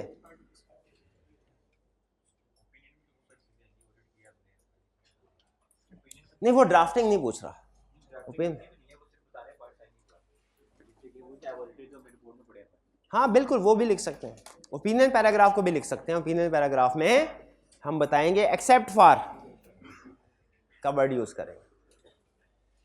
क्वेश्चन 20 बेसिकली रिक्वायरमेंट दे। अब ये देखें यहां पे नोट कीजिए, draft modification paragraphs that may have to be included in audit report. सबसे पहले तो ड्राफ्ट को अंडरलाइन करें। इससे पता चल गया अब आपने सिर्फ ये कंक्लूजन नहीं करना कि क्वालिफाइड के एडवर्स, बल्कि उसको लिखना भी है। ड्राफ्ट का मतलब ही है, ड्राफ्ट का मतलब अच्छे तरीके से समझ लीजिए, ठीक है। डिस्कस इम्प्लीकेशन ऑन रिपोर्ट और कंसेप्ट है, ड्राफ्ट और कंसेप्ट। अब आपने लिखना है। अच्छा, किस पैराग्राफ को लिखना है? Modification paragraph. मॉडिफिकेशन पैराग्राफ तो बेसिस फॉर मॉडिफाइड ओपिनियन होता है। क्या हमें क्वालिफाइड ओपिनियन पैराग्राफ भी लिखना चाहिए कि सिर्फ बेसिस ओपिनियन लिखना चाहिए? दोनों लिख देने चाहिए, दोनों लिख देने चाहिए। बेहतरीन, इंटरलिंक्ड है। लेकिन अगर टाइम कम हो तो आप ओपिनियन पैराग्राफ की हेडिंग दे के वो डॉट डॉट्स लिख लें स्टैंडर्डाइज वाले, और फिर बेसिस फॉर ओपिनियन को पूरा एज इट इज छाप दें, अगर टाइम कम है। लेकिन अगर टाइम है आपके पास तो दोनों पैराग्राफ लिख दें, अच्छा है। लेकिन टाइम कम है अगर, तो भी ओपिनियन पैराग्राफ को लिखे तो उसे पता चले कि भाई आता है हमें। शुरू के 3-4 अल्फाज लिख के डॉट्स डॉट्स लिख दें, डॉट डॉट होते हैं कंटिन्यू। नहीं, मॉडिफिकेशन पैराग्राफ में वो यही कह रहा है कि जो भी मॉडिफिकेशन हो रही है वो ओपिनियन में भी हो सकती है। अगर एमसीक्यू मैटर की सिचुएशन आ जाती है वो भी लिखेंगे, पार्ट ए 1 और 2 दोनों अलग-अलग करने हैं। पहली चीज ये तो आपको पता है, हमारा पहले दिन से रूल है ना। कह रहा है company is not charging depreciation, अच्छा सॉरी आगे कह रहा है you may assume necessary details. इसका क्या मतलब है? अमाउंट्स नहीं दी ना अगर तो उसको एक्स एक्स एक्स लिख लो, अमाउंट्स नहीं दी हुई अगर तो उसको एक्स एक्स एक्स लिख लो। The company is not charging depreciation building which was constructed during the year on freehold land belonging to company at a cost of rupees 128 million. Management is of the view that land and building are part of the same class of asset and no depreciation is required to be charged. अच्छा हाँ, मुझे याद है ये एक client पे मैंने भी गलती की थी। ये वाली क्लाइंट ने लैंड एंड बिल्डिंग, आपने अक्सर काउंटिंग में देखा होगा लैंड एंड बिल्डिंग, उसके ऊपर क्लाइंट ने डेप्रिसिएशन चार्ज नहीं किए थे। तो मैंने क्या गलती की, 10% पे चार्ज, पॉलिसी थी फिक्स एसेट 10% पे डेप्रिसिएट 10%। पार्टनर ने आते ही पहला सवाल, तजर्बा होता है ना, पहला सवाल ये पूछा लैंड एंड बिल्डिंग क्लाइंट ने इकट्ठा प्रेजेंट किया, क्या आपने इसके 2 हिस्से अलग-अलग किए? मैंने नहीं किए थे। अब देखा जाए तो बिल्डिंग पे डेप्रिसिएशन होनी चाहिए, लैंड अगर क्लाइंट ने दोनों को मर्ज किया है तो वो गलत किया है। तो यहाँ पे हमें क्या, इस तरह की सिचुएशन में एज राइटर हम क्या करेंगे, लैंड को लैदा, बिल्डिंग को लैदा, और बिल्डिंग को डेप्रिशिएट करना है, लैंड को नहीं छेड़ना। दोनों को आप डेप्रिशिएट नहीं कर सकते, या दोनों को नॉट डेप्रिशिएट करते हैं वो भी गलत है, दोनों को डेप्रिशिएट करते हैं वो भी गलत है। Management that land and building part of the same class and no depreciation required to be charged because the value of such assets is expected to increase considerably in future. वो कहते हैं revaluation model थोड़ा ही है, या तो revaluation model adopt करें ना, बल्कि वो रिवैल्यूएशन मॉडल में भी डेप्रिसिएशन रिकॉर्ड होती है शायद, है ना? तो डेप्रिसिएशन रिकॉर्ड नहीं कर रहे, मिस स्टेटमेंट है, मिस स्टेटमेंट का केस है। प्रॉफिट वगैरह दिया है, नहीं दिया तो क्या करें, इफेक्ट इसका मटेरियल ले के परवेसिव ले, नीचे बताया हुआ किधर, अमाउंट इन्वॉल्व आर मटेरियल, हाँ मटेरियल को अंडरलाइन कर लें, क्लियरली बता दिया। तो इसका मतलब क्वालिफाइड ओपिनियन बेसिस ड्राफ्ट कर लेंगे। कैसे करेंगे, आप तो असाइनमेंट नहीं करके आए, असाइनमेंट नहीं करके आए, कैसे करेंगे? कल करके आए, कल ना करके आइएगा, कल कर लीजिएगा, आइएगा ना, कल कोई क्लास नहीं होनी। चले फिर भाई, अब ये इसको एक्सप्लेन कर लेंगे बेसिस। फिर एक customer of the company has filed a suit claiming damages of rupees 4.6 million on count of company's failure to meet a deadline for supply of certain goods. Legal case आ गया litigation का। No provision has been made in the books of the company as the company's lawyers are not very sure about the outcome of lawsuit. अगर lawyer sure नहीं है outcome कि probable measurable क्या है तो क्या करना होता है, प्रोविजन तो नहीं रिगार्ड करनी। चलें शुगर है, ये कंसेप्ट शुरू में आप काफ़ी कंफ्यूज होते थे कि कब प्रोविजन रिगार्ड कर, अभी भी होते हैं। अच्छा R2 में, अच्छा R2 में पढ़ लिया, चले अच्छी बात है, पढ़ लिया। वो कह रहा है कि assume that matter has been disclosed in financial statement, has been disclosed, तो सही है, तो क्या होना है, एम्फेसिस ऑफ मैटर आ जाएगा। ओपिनियन अनमोडिफाइड है लेकिन एम्फेसिस ऑफ मैटर, हाँ जी लिटिगेशन की एक्सेप्शन लिटिगेशन, तो इसको हमने एम्फेसिस ऑफ मैटर में 3 बातें कौन कौन सी थी एम्फेसिस ऑफ मैटर की, 3 बातें कौन कौन सी थी, 3 बात, मैटर, रेफरेंस, मैटर बीइंग और our opinion is not modified. Yes, शाबाश शाबाश। अब 20, अच्छा पहले मुझे बताइए क्वेश्चन 20 और 21 में क्या फर्क है। 21 में कह रहा है मुझे लिख के 2 पैराग्राफ, 21 में कह रहा है लिख के मैं देता हूं। तो मुझे बताइए, खुद काम करना आसान होता है कि किसी के काम में गलतियां निकालना? गलतियां निकालना आसान होता है। तो बड़ी आसानी के साथ में से गलतियां निकाल, या अगर कंसेप्ट है तो, अगर कंसेप्ट है तो करें जी स्टार्ट। सबसे पहले required critically analyse the audit report drafted bye Aslam. Critically का मतलब क्या होता है? क्रिटिकली का क्रिटिसिज्म करो, तनकीद करो, गलतियां निकालो। क्रिटिकली का मतलब क्या है? गलतियां निकालो, तनकीद करो। तनकीद में तारीफ थोड़ी करते हैं, गलतियां निकालते हैं। रिक्वायर क्लियर जी। 6 मार्क्स है, इसका मतलब है कोई 6 को गलतियां तो निकालनी होगी। शायद किसी एक आधी गलती के 2 नंबर दे दे। आई कैप याद है आपको, पता है 5 गलतियां होंगी, तो शायद एक आधा मिस्टेक ऐसी हो जो उसके लिए ज़्यादा अहम है, उसके 2 मार्क्स। वरना हमने कोशिश करनी है कि एक एरर 1 मार्क के साथ चले, 6 गलतियां निकालने की कोशिश करें। क्लियर? कोशिश करेंगे पूरी। कह रहे, you are the audit manager of Ziyad Yaqoob and company chartered accountants. You have asked Aslam, one of team members assigned on the audit of Black Sugar Limited, to draft the audit report for the year ended 31 May 2018. The extracts from the draft report are as follows. अच्छा, इस तरह के question क्या हमने पहले कहीं किए हुए हैं? वो लेकिन हाँ, वो पैरा, हाँ बिल्कुल, वो एमसीज और मैटर वगैरह में हम करते थे। सबसे पहले हेडिंग एडवर्स ओपिनियन। अच्छा, अगर इसमें सिर्फ हेडिंग ओपिनियन होती तो ठीक होती क्या? फिर भी गलत, क्योंकि एडवर्स ओपिनियन है तो हेडिंग भी बिल्कुल ठीक है। In our opinion except for the facts of matter, intro missing है। शाबाश, लिखे पहली गलती, बेहतरीन। ये हुई ना बात, ये हुई ना बात। और आपने एक नहीं 2 गलतियां पकड़ ली हैं इससे, क्योंकि यहाँ पे स्टैंडर्ड लाइन मिसिंग है, तो इसका मतलब बेसिस में भी मिसिंग होगी। और देखें, है मिसिंग, है, लग रहा है ना, है मिसिंग। तो एक नहीं 2 गलतियां, शाबाश। अब चल, in our opinion except for the facts of matter described in basis for adverse opinion section of report the company financial statement because of significance of matter described in basis for, ये line आनी चाहिए। हाँ जी, ये उसने adverse opinion में qualified opinion की wording use की है। ठीक है। अच्छा, क्या सिर्फ इतना लिख दें कि वो रीड्राफ्ट करके भी लिखें कि एडवर्स ओपिनियन की वर्डिंग ये होगी? सिर्फ गलती निकालनी है कि उसको सही करके भी देना है? सिर्फ गलती निकालनी है, तनकीद करनी है सिर्फ, खुद सही नहीं करना, हमसे ना हो पाएगा। खुद सही करने की कोशिश नहीं कर, सिर्फ तनकीद करना है। फिर इसके बाद भाई 3 गलतियां हो गई। एक तो इंट्रोडक्शन स्टैंडर्डाइज पैराग्राफ ने दिया, और दूसरा एडवर्स में क्वालिफाइड के। अच्छा, अब देखिए, गलती निकालते हुए आपने कंसेप्ट की गलती निकालनी है। जो रूटीन के अल्फाज होते हैं ना, वह, हाँ, ग्रामर की गलती नहीं निकालनी। इन ऑल मटीरियल, अच्छा, effect of the company as at 31 May and its financial performance and its cash flow for the year then ended. भाई ठीक है। इन अकॉर्डेंस विद IFRS, वो नहीं लिखा हुआ। नहीं, परेशान क्यों है? इन अकॉर्डेंस विद IFRS नहीं आना चाहिए था।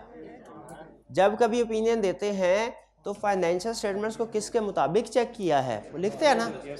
4 गलतियां हो गई, 2 स्टैंडर्ड पैराग्राफ, एक एडवर्स की जगह क्वालिफाइड की वर्डिंग यूज कर ली, और तीसरा इन अकॉर्डेंस विद IFRS ने लिखा।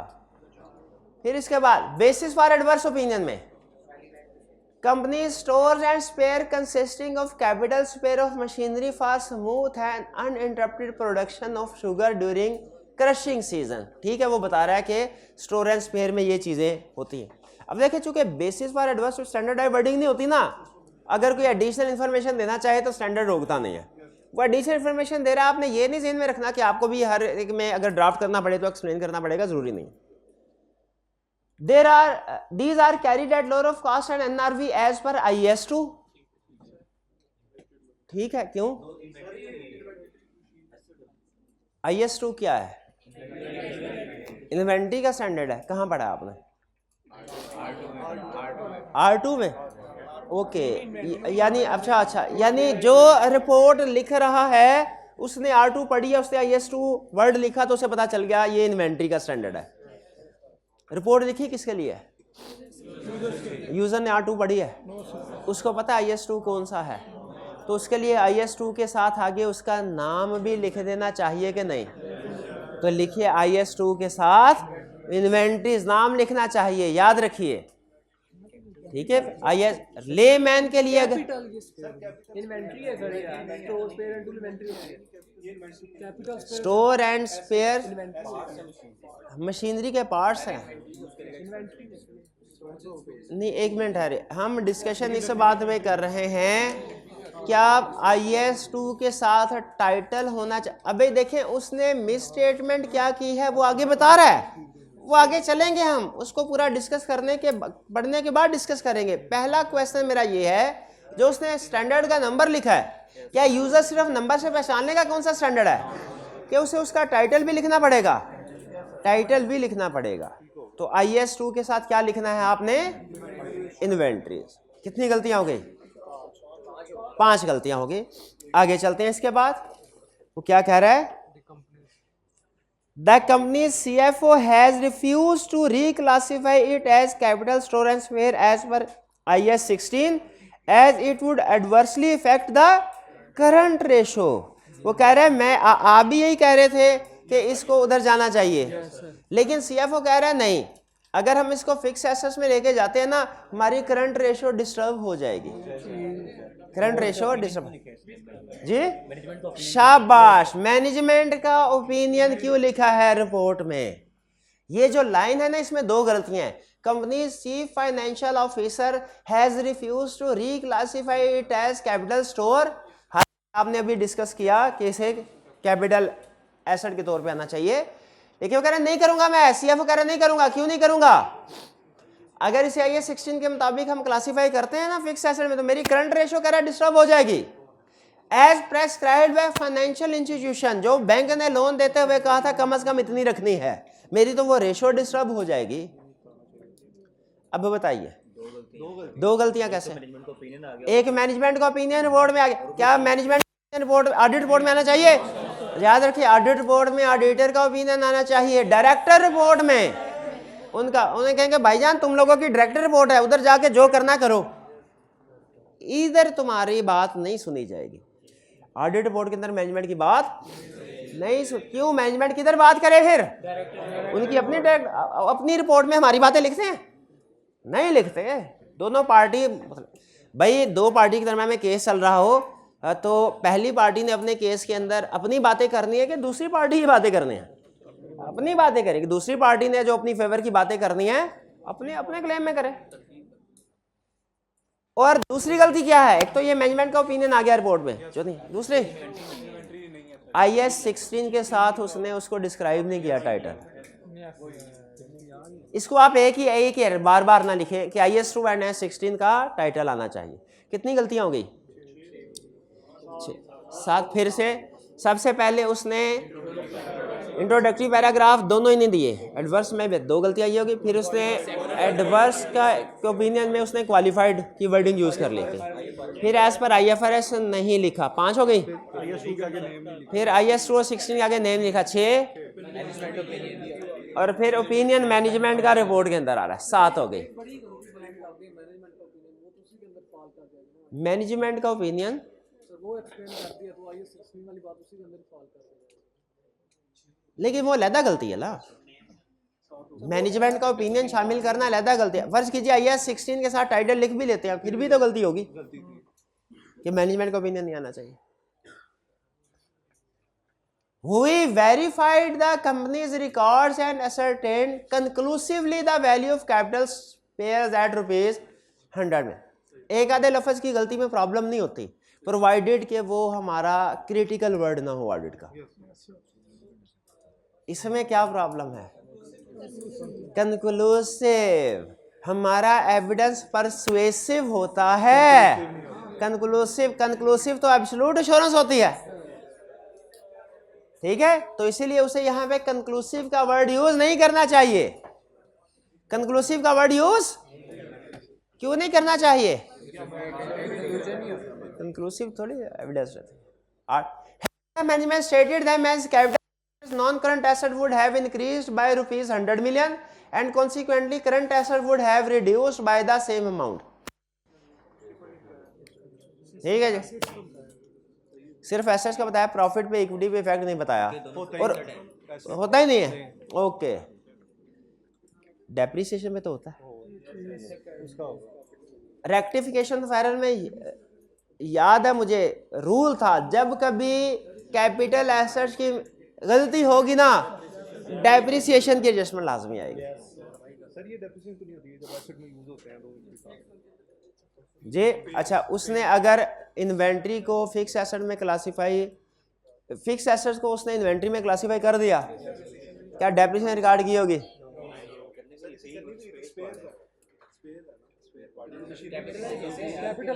कैपिटलाइज होते हैं तो डेप्रिसिएशन का इफेक्ट भी आना चाहिए। जब कभी देखें, मैं इतना काउंटिंग एक्सपर्ट नहीं हूं, लेकिन मैंने सिंपल रूल याद रखा हुआ है कि जब कभी फिक्स कैपिटलाइजेशन की गलती होगी, डेप्रिसिएशन का इफेक्ट भी लाजमी आता है। अब मुझे नहीं पता कि इसकी कोई एक्सेप्शन है या नहीं है, मेरा रूल ये है। आपको लगे कि ये गलती है माने तो, वरना आपको पता है ऑलरेडी 6 तो हम आइडेंटिफाई कर चुके हैं। फिर आ जाए इसके बाद, मेरे ख्याल में ये गलती है, डेप्रिसिएशन का इम्पैक्ट भी आना चाहिए था। MCQ matter paragraph, we draw attention to note number इतना टू द फाइनेंशियल स्टेटमेंट, सही कह रहा है, which describes the early adoption of IFRS 2। फिर वही ठीक कैसे, नाम नहीं लिखा, लेकिन वो उसके साथ ही अलग-अलग हम हाईलाइट नहीं करेंगे। However, due to time limitation, certain disclosures required by IFRS 2 could not be provided in the financial statement. Our opinion is not modified in this respect. अब देखिए, रेफरेंस भी दिया है, इशू भी बताया है, और our opinion is not modified, ये बात ये लिखी, गलत कैसे है? डिस्क्लोजर नहीं दिए तो लिख तो दिया, हाँ ये तो मिस स्टेटमेंट होती है। डिस्क्लोजर नहीं दिए, इस पे तो एमसीक्यू मैटर पैराग्राफ, भाई अर्ली अडॉप्शन पे एमसीक्यू मैटर पैराग्राफ आता है कि नहीं आता? अर्ली अडॉप्शन पे आता है, लेकिन अगर अर्ली अडॉप्शन सही की हो तब आता है। यहाँ पे अर्ली अडॉप्शन सही नहीं की, कैसे पता चला सही नहीं की? खुद ही बताया, टाइम डिस्क्लोजर नहीं दिए। इसमें सबसे अहम क्या थी? Certain disclosures not provided. Miss statement हो गई है, मिस स्टेटमेंट होगी। तो इसमें एमसीक्यू मैटर की बजाय क्या आना चाहिए? ये मिस स्टेटमेंट है, क्वालिफाइड ओपिनियन आना चाहिए। शाबाश, ये भी अच्छा है। तो 8-9 मिस स्टेटमेंट्स आइडेंटिफाई कर ली, जिसने 6 भी कर ली उसका भी क्वेश्चन पावर। एग्जाम में इस तरह का क्वेश्चन आएगा जिसमें रिपोर्ट का फॉर्मेट दिया, वो गलतियां ढूंढ लेंगे। चलिए, बहुत अच्छी बात है। मजीद कोई क्वेश्चन पूछना चाहते हो? चलिए, अब लेक्चर का ये हिस्सा यहाँ पे ख़त्म करते हैं। इसके बाद 15 से 20 मिनट का लेक्चर और है, और मनोरंजन का इंतजाम हुआ है भाई? मनोरंजन का इंतजाम नहीं हुआ अभी, वो भाई कर रहे होंगे। चले, तब तक चाय शाय पी लें, कोई बात नहीं, थोड़ी देर। रात से सब्र करके बैठना, ऐसे लाएगा क्या, ऐसे ना करे। अच्छा, एक्टर बहुत बड़ा है, बकाया शाहरुख खान जैसी एक्टिंग की है इसने, हैं? फिल्मों में चाहे से कोई शक्ति कपूर का किरदार ना दे, एक्टिंग टैलेंट पूरा है इसका। 15 मिनट के बाद भाई तू मेरे खाते से चाय पी ले। चलिए, लेक्चर का ये हिस्सा यहाँ पे ख़त्म करते हैं, और फिर इसके थोड़ी 10 मिनट की ब्रेक है, चाय शाय पी लें। 10 मिनट के बाद इंशाल्लाह दोबारा ये स्टार्ट करते हैं। 15 से 20 मिनट का लेक्चर हमारा रिमेनिंग होगा इंशाल्लाह, इसके बाद ख़त्म। जी जी, चलिए लेक्चर के अब आखिरी हिस्से की तरफ चलते हैं। सेशन के, लेक्चर के भी और सेशन के भी 2 कंसेप्ट्स हैं। एक हमारा चैप्टर 7 में है कंसेप्ट, और एक है चैप्टर 24 में। एग्जाम पॉइंट ऑफ व्यू से ज़्यादा अहम कंसेप्ट नहीं है, लेकिन फिर भी कवर कर लेना बेहतर है। आपको पता है आई कैप की आदत का, कहीं से भी अनप्रिडिक्टेबिलिटी है ना, तो कहीं से भी क्वेश्चन पूछ सकता है। अच्छा, एक चीज़ और मुझे याद आ गई, एंड में मैं भूल ना जाऊँ, आपको कल शाम में मैं रिवीजन प्लान शेयर करूंगा। आपने कोशिश करनी है कल शाम यानी इतवार की शाम तक एक क्विक रिवीजन कर लीजिए। अगर कोई पेंडिंग चीज़ है वो फौरी तौर पे, जाहिर है पूरा सिलेबस तो रिवाइज नहीं हो सकेगा एक दिन में, लेकिन अगर कोई ऐसी चीज़ जो आप समझते हैं कि रीड करने वाली है, उसको रीड कर लीजिए। कल मैं आपके साथ रिवीजन प्लान शेयर करूंगा, आप उस रिवीजन प्लान को भी फॉलो कर सकते हैं, उसमें अपनी कुछ चेंजेस भी कर सकते हैं। वो एक स्टैंडर्डाइज किस्म का रिवीजन प्लान होगा। जाहिर है हर स्टूडेंट का अपना एक तरीकाकार होता है रिवीजन करने का, अपनी स्पीड होती है, तो आप अपनी स्पीड अपने मेथड के मुताबिक उसमें कोई भी चेंज करना चाहें तो कर सकते हैं। मैं आपको एक सजेस्टेड रिवीजन प्लान शेयर कर दूंगा, वो इस बेस पे कि आप डेली बेस के ऊपर आखिरी महीने में 4 घंटे आप ऑडिट को दे रहे होंगे। 4 घंटे स्टैंडर्ड टाइम होगा और उसमें मैं ऐसे सबसे पहले आपको टॉपिक ऐसे हाईलाइट कर दूंगा जो मेरे ख्याल में ज़्यादा अहम है, लेकिन याद रखिए इसका मतलब सिलेक्टिव स्टडी नहीं होगा, ठीक है। मैं सिर्फ मोर इम्पोर्टेंट टॉपिक्स हाईलाइट करूंगा, रिवीजन आपने पूरे चैप्टर की करनी है। फिर इसके बाद मैं कुछ ऐसे क्वेश्चन या केस स्टडीज़ वॉल्यूम 1 वॉल्यूम 2 में से सेलेक्ट करूंगा जो कि मेरे ख्याल में मिनिमम क्वेश्चंस हों, लेकिन आपकी जो करंट पैटर्न है ICAP का उसके मुताबिक प्रैक्टिस करवा दें। यानी 4 घंटे के अंदर आपका टॉपिक भी रिवाइज हो जाए और एग्जाम लेवल की प्रैक्टिस भी हो जाए, ठीक है। अब इसमें जैसे जैसे आप रिवीजन प्लान में आगे चलते जाएंगे ना, उसमें कुछ चेंजेस आती जाएंगी। जैसे पहले रिवीजन करने के लिए टेक्निक होगी रिटन फॉर्म में, कुछ दिन गुजरने के बाद फिर आपने रिटन फॉर्म में रिवीजन नहीं करनी, सारी बातें मैंने उसमें लिखी होंगी। तो बहरहाल वो एक सजेस्टेड रिवीजन प्लान होगा, आपने उसको एज इट इज़ फॉलो करना चाहे एज इट इज़ भी कर सकते हैं, अपनी मर्जी से कोई चेंज करना चाहे उसकी भी इजाज़त है, कर सकते हैं। अच्छा, जो फिजिकल ऑनलाइन वाले स्टूडेंट्स तो आपको पता है वो व्हाट्सएप ग्रुप के ज़रिए वो राब्ते में रहते ही हैं एंड तक, और जूम मीटिंग वगैरह के ज़रिए से भी। आप लोगों का अगर कोई क्वेश्चन होगा जो आप पूछना चाहते हो इन रिवीजन प्लान के दिनों में, तो मैं वक्तन फ़वक्तन कॉलेज में आता रहूँगा, और जब मैं कॉलेज में आऊँगा मैं ग्रुप में मैसेज कर दिया करूँगा 1 दिन पहले, ठीक है, या बाज़ औक़ात में भी 2-4 घंटे पहले भी। बाज़ औक़ात ऐसे होता है कि मतलब भूल जाता है पहले, तो आप में से जो स्टूडेंट आना चाहें आ सकते हैं और आके कोई क्वेश्चन वगैरह पूछना चाहें तो पूछ सकते हैं। और कोशिश करूँगा मैं कि कोई एक आधी जूम मीटिंग भी हमारी हो जाए फ़िज़िकल के स्टूडेंट्स की आखिरी महीने में, ताकि अगर आपका कोई क्वेश्चन है तो आप उसमें वो पूछ लें। लेकिन बहरहाल जूम मीटिंग कंफर्म नहीं है, लेकिन कॉलेज में जब कभी मैं आऊँगा आपको मैसेज कर दिया करूँगा, ठीक है। लेकिन जूम वो है, चले मैं बाद में शेयर कर लूँगा जब कंडक्ट करवानी हो जी। नहीं, व्हाट्सएप ग्रुप आपका कोई रिप्लाई के लिए नहीं बनेगा, नहीं वो व्हाट्सएप ग्रुप वो बेसिकली जो अभी बना हुआ ना आपका, जिसमें कोई इन्फॉर्मेशन मैंने आपके साथ शेयर करनी होती है वो रहेगा, ताकि उसमें कोई छोटी मोटी टेस्टिंग, कोई मेन कंसेप्ट है, कोई रिवीजन के लिए पॉइंट है, वो मैं आपके साथ शेयर करता रहूँगा। एजुकेशनल रिसोर्सेज व्हाट्सएप के ज़रिए शेयर होते रहेंगे। लेकिन अगर आपने कोई क्वेश्चन पूछना है, एक तो ये जब मैं कॉलेज आना होगा आपको व्हाट्सएप ग्रुप में मैसेज कर दिया करूँगा, दूसरा मैं कोशिश करूँगा कि जूम मीटिंग हो जाए, ठीक है। तो 12 ये था क्वेश्चन के लिए और रिवीजन प्लान। अब वापस आते हैं कंसेप्ट्स की तरफ। ये है हमारा chapter code of ethics, last concept है इसका, जिसमें हमें कोई 2-3 कंसेप्ट्स बता रहा है। Application of ethics in conflicting situations, यानी अगर कोई कन्फ्लिक्टिंग सिचुएशन आ जाए, कन्फ्लिक्टिंग का मतलब क्या कि जब एक प्रिंसिपल को कंप्लाई करते हैं तो दूसरे प्रिंसिपल को कंप्लाई करना मुश्किल हो जाए इंटरनल, तो क्या होगा। इसमें जनरल गाइडेंस प्रोवाइड कर रहा है। कंसेप्ट किसी हद तक आप ऑलरेडी सीख चुके हैं, लेकिन फिर भी सबसे पहली बात कह रहा है section of code of ethics apply. अच्छा, ये पॉइंट्स आपने ध्यान में रखने हैं। पहले पॉइंट में क्या कह रहा है, अगर कोड ऑफ एथिक्स का लॉ या रेगुलेशन के साथ कंफ्लिक्ट हो, लॉ प्रिवेल करेगा। दूसरे में क्या कह रहा है, if writer believe in a specific case that complying code will not win public interest he should consult with. दूसरे में कह रहा है अगर कोड ऑफ एथिक्स का राइटर की जजमेंट के साथ कंफ्लिक्ट हो, अगर लॉ के साथ कंफ्लिक्ट हो तो लॉ, लेकिन अगर ऑडिटर समझता है ऑडिटर की जजमेंट में, ऑडिटर के ख्याल में, ऑडिटर के बिलीफ में, अगर मैं कोड ऑफ एथिक्स की कंप्लाई करता हूं तो ये पब्लिक इंटरेस्ट में नहीं होगा, तो उसे क्या करना चाहिए। अब इसमें उसने ये नहीं कहा कि जजमेंट प्रिवेल करे, लॉ के साथ कोड ऑफ एथिक्स कंफ्लिक्ट होता है, लॉ प्रिवेल करे। ऑडिटर की जजमेंट के साथ कोड ऑफ एथिक्स का कंफ्लिक्ट, यानी जजमेंट से कंफ्लिक्ट आने का क्या मतलब है कि ऑडिटर समझता है कोड ऑफ एथिक्स को कंप्लाई करेंगे तो वो पब्लिक इंटरेस्ट में नहीं है। इसमें पब्लिक इंटरेस्ट को अंडरलाइन करें और बिलीव्स को अंडरलाइन करें। तो इस सूरत में उन्होंने ये नहीं कहा ऑडिटर को कि जजमेंट भी, वरना तो ऑडिटर हर बात जजमेंट पे ले जाता। इसमें उन्होंने क्या कहा कि ऑडिटर को चाहिए किसी प्रोफेशनल या रेगुलेटरी बॉडी से कंसल्ट। हमने कहा पहली वाली बात तुम्हारी हमें आसानी से समझ आ गई, लॉ और एथिक्स है, लॉ प्रिवेल करेगा समझ। दूसरी बात अभी सही तरह समझ नहीं आई कि अगर राइटर समझता है कोड ऑफ एथिक्स को कंप्लाई करने से पब्लिक इंटरेस्ट के अगेंस्ट जाएंगे, ये कैसे हो सकता है कोड ऑफ एथिक्स को कंप्लाई करने से पब्लिक इंटरेस्ट वायलेट हो रहा हो? पहले तो यही समझना हमारे लिए मुश्किल है। फिर आपने कहा इस सिचुएशन में राइटर किसी रेगुलेटरी बॉडी से कंसल्ट, उसने कहा इसकी एग्जाम्पल नीचे पड़ी है, एग्जाम्पल सुन लें।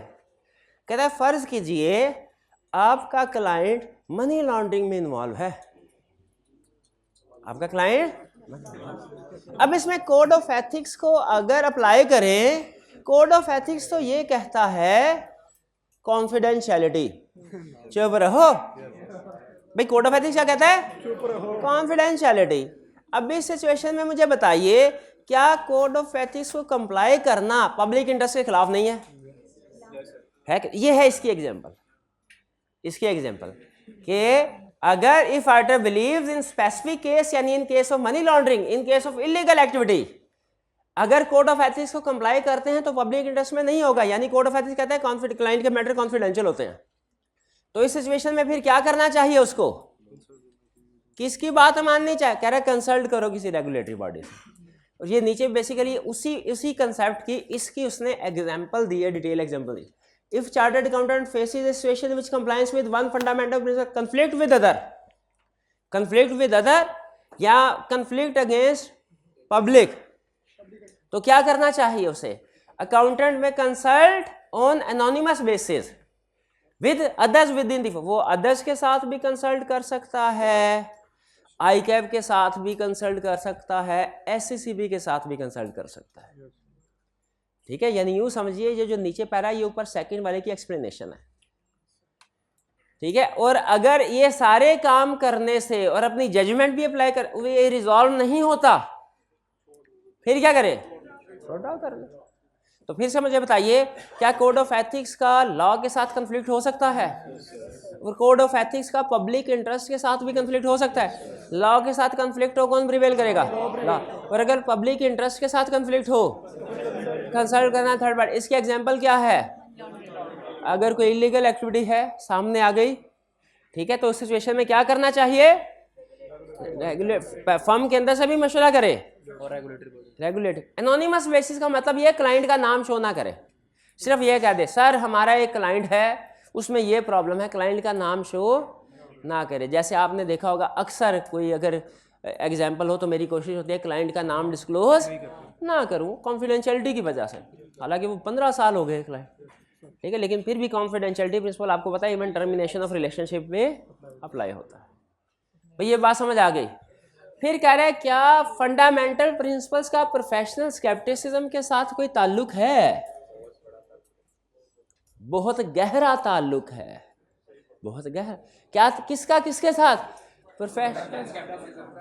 प्रोफेशनल स्केप्टिस। अगर इसको एक लफ्ज में बताएं ना तो यूं कहेंगे professional scepticism helps in achieving fundamental principles. वो कैसे? उसने 3 एग्जांपल दिए कि कैसे, किस चीज की एग्जांपल? कि कैसे स्केप्टिसिज्म प्रिंसिपल्स को मीट करने में हेल्प करता है। पहली एग्जांपल उसने कहा professional confidence and due care. जैसे अगर हाई रिस्क है तो प्रोफेशनल स्केप्टिसिज्म क्या कहता है? मोर प्रोसीजर। तो बताइए ये कॉन्फिडेंस एंड ड्यू केयर के साथ काम करना नहीं हो गया? जब मोर प्रोसीजर परफॉर्म करेंगे तो इससे confidence and due care achieve नहीं होगी? बिल्कुल होगी। दूसरी बात इंटेग्रिटी। अगर कभी यानी सच जो ट्रूथफुल इंफॉर्मेशन है उसके साथ अटैच होना है, जो फॉल्स इंफॉर्मेशन है उसके साथ अटैच नहीं। इंटेग्रिटी यही थी ना। कह रहे अगर कभी इनकंसिस्टेंट इंफॉर्मेशन आए, स्केप्टिसिज्म क्या कहता है कि मोर प्रोसीजर परफॉर्म करो कंफर्म करने के लिए कौन सी इंफॉर्मेशन सही है कौन सी गलत। जब आप कौन सी इंफॉर्मेशन सही है कौन सी इंफॉर्मेशन ये कंफर्म करने के बाद सही इंफॉर्मेशन का साथ देंगे तो फिर बताइए इंटेग्रिटी अचीव होगी कि नहीं? स्केप्टिसिज्म ने इंटेग्रिटी अचीव करने में भी हेल्प की। फिर ऑब्जेक्टिविटी। अगर कोई थ्रेट टू इंडिपेंडेंस हो, क्या उसको रिजॉल्व करने के लिए मोर प्रोसीजर परफॉर्म नहीं किए जाते? स्केप्टिसिज्म को सामने रख मोर प्रोसीजर परफॉर्म किए जाते हैं। तो जब कोई थ्रेट टू इंडिपेंडेंस हो तो उसमें मोर प्रोसीजर परफॉर्म किए जाते हैं, इससे इंडिपेंडेंस भी अचीव होगी कि नहीं? और इंडिपेंडेंस का मतलब ऑब्जेक्टिविटी। तो एग्री करते हैं स्केप्टिसिज्म से फंडामेंटल प्रिंसिपल्स भी अचीव होते हैं। अगर आप प्रोफेशनल स्केप्टिसिज्म अप्लाई करें ऑडिट रिस्क तो कम होता ही होता है, फंडामेंटल प्रिंसिपल्स भी। भाई क्लियर, कोई प्रॉब्लम तो नहीं? पहले में उसने बताया कंफ्लिक्ट अगर होंगे तो क्या करना है, लॉ प्रिवेल करेगा, और अगर जजमेंट या पब्लिक इंटरेस्ट के खिलाफ है, कोड ऑफ एथिक्स चल रहा है, जैसे वो मनी लॉन्ड्रिंग को कॉन्फिडेंशियलिटी, तो कंसल्ट करना है। और अगर कंसल्ट करने के बाद भी मसला रिजॉल्व ना हो ड्रा कर। फिर उसने बताया स्केप्टिसिज्म हमारे फंडामेंटल प्रिंसिपल को अचीव करने में हेल्प करता है। 3 एग्जांपल्स दी उसने, कॉम्पिटेंस के साथ, ड्यू केयर के साथ, इंटेग्रिटी के साथ, ऑब्जेक्टिविटी के साथ। क्लियर जी? चलिए, ये था हमारा छोटा सा कंसेप्ट, मिसलेनियस कंसेप्ट। अब वो कंसेप्ट जो ऑलरेडी आप पढ़ चुके हैं लेकिन उसको with the help of example समझाने लगा है। अभी तक हम पढ़ क्या चुके हैं, पहले ये मैं आपको बता दूं।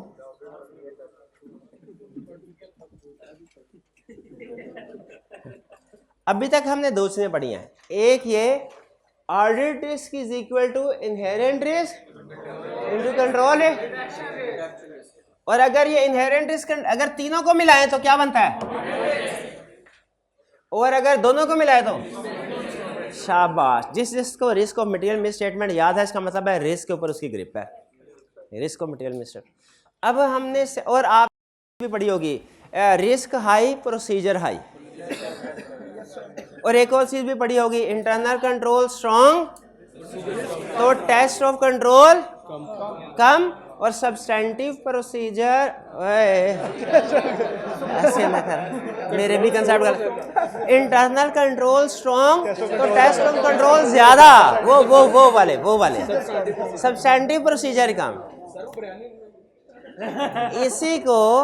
इसी को हम न्यूमेरिक एग्जांपल से समझने लगे। फिर से किस कंसेप्ट को न्यूमेरिक, एक तो इस कंसेप्ट को कि audit risk is equal to inherent risk into control risk in direction, इस कंसेप्ट को न्यूमेरिक एग्जांपल से समझेंगे। और दूसरा किस कंसेप्ट को, ज्यादा रिस्क ज्यादा प्रोसीजर, कम रिस्क कम प्रोसीजर।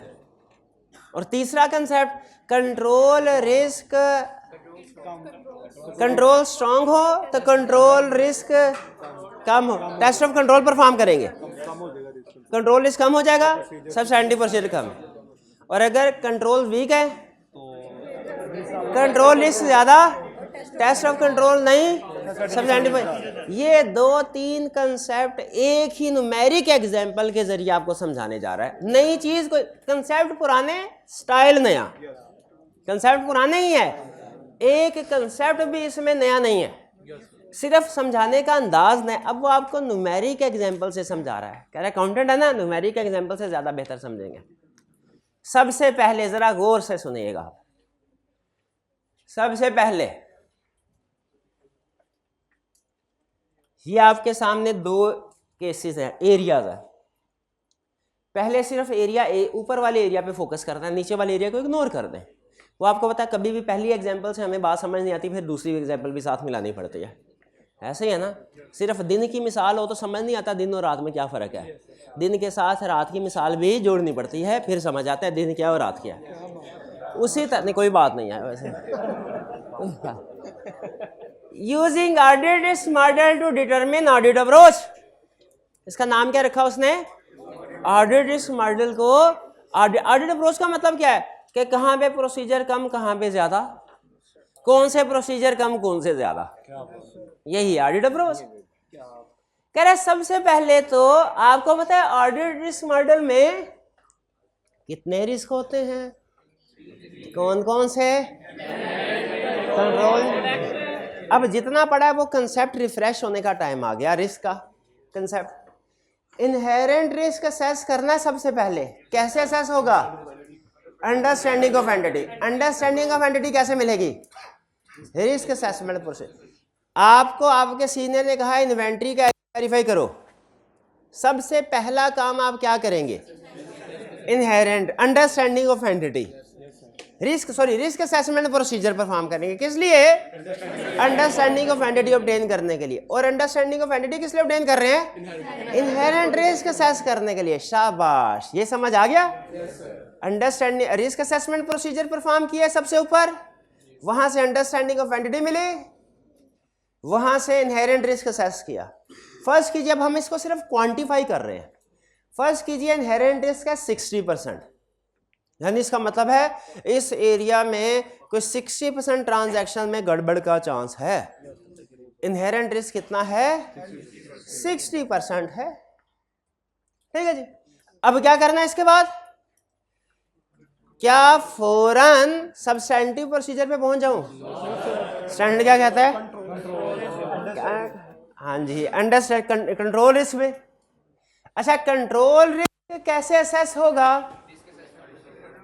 रिस्क असेसमेंट प्रोसीजर से अंडरस्टैंडिंग ऑफ कंट्रोल ऑब्टेन करेंगे। याद है रिस्क असेसमेंट प्रोसीजर में दोनों अल्फाज थे, अंडरस्टैंडिंग ऑफ एंटिटी भी, कंट्रोल भी। अंडरस्टैंडिंग ऑफ एंटिटी से इनहेरेंट रिस्क असेस हुआ, अंडरस्टैंडिंग ऑफ एंटिटी से कंट्रोल। जब आप रिस्क असेसमेंट प्रोसीजर परफॉर्म करके इंटरनल कंट्रोल की अंडरस्टैंडिंग ऑब्टेन करेंगे, या तो आपको पता चलेगा कंट्रोल स्ट्रांग है या वीक है।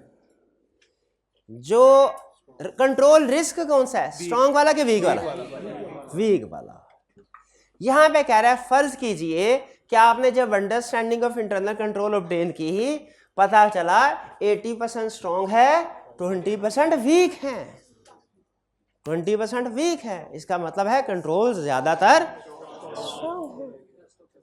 तो कंट्रोल रिस्क कौन सा है, गैस करें? 80% के 20%। इनहेरेंट रिस्क कितना? कंट्रोल रिस्क कितना? वीक वाला कंट्रोल रिस्क होता है। रिस्क ऑफ मटेरियल मिसस्टेटमेंट कितना? 12%। कैसे आया? इनहेरेंट रिस्क इनटू, भाई यहां तक बात समझ आ गई। अगली बात,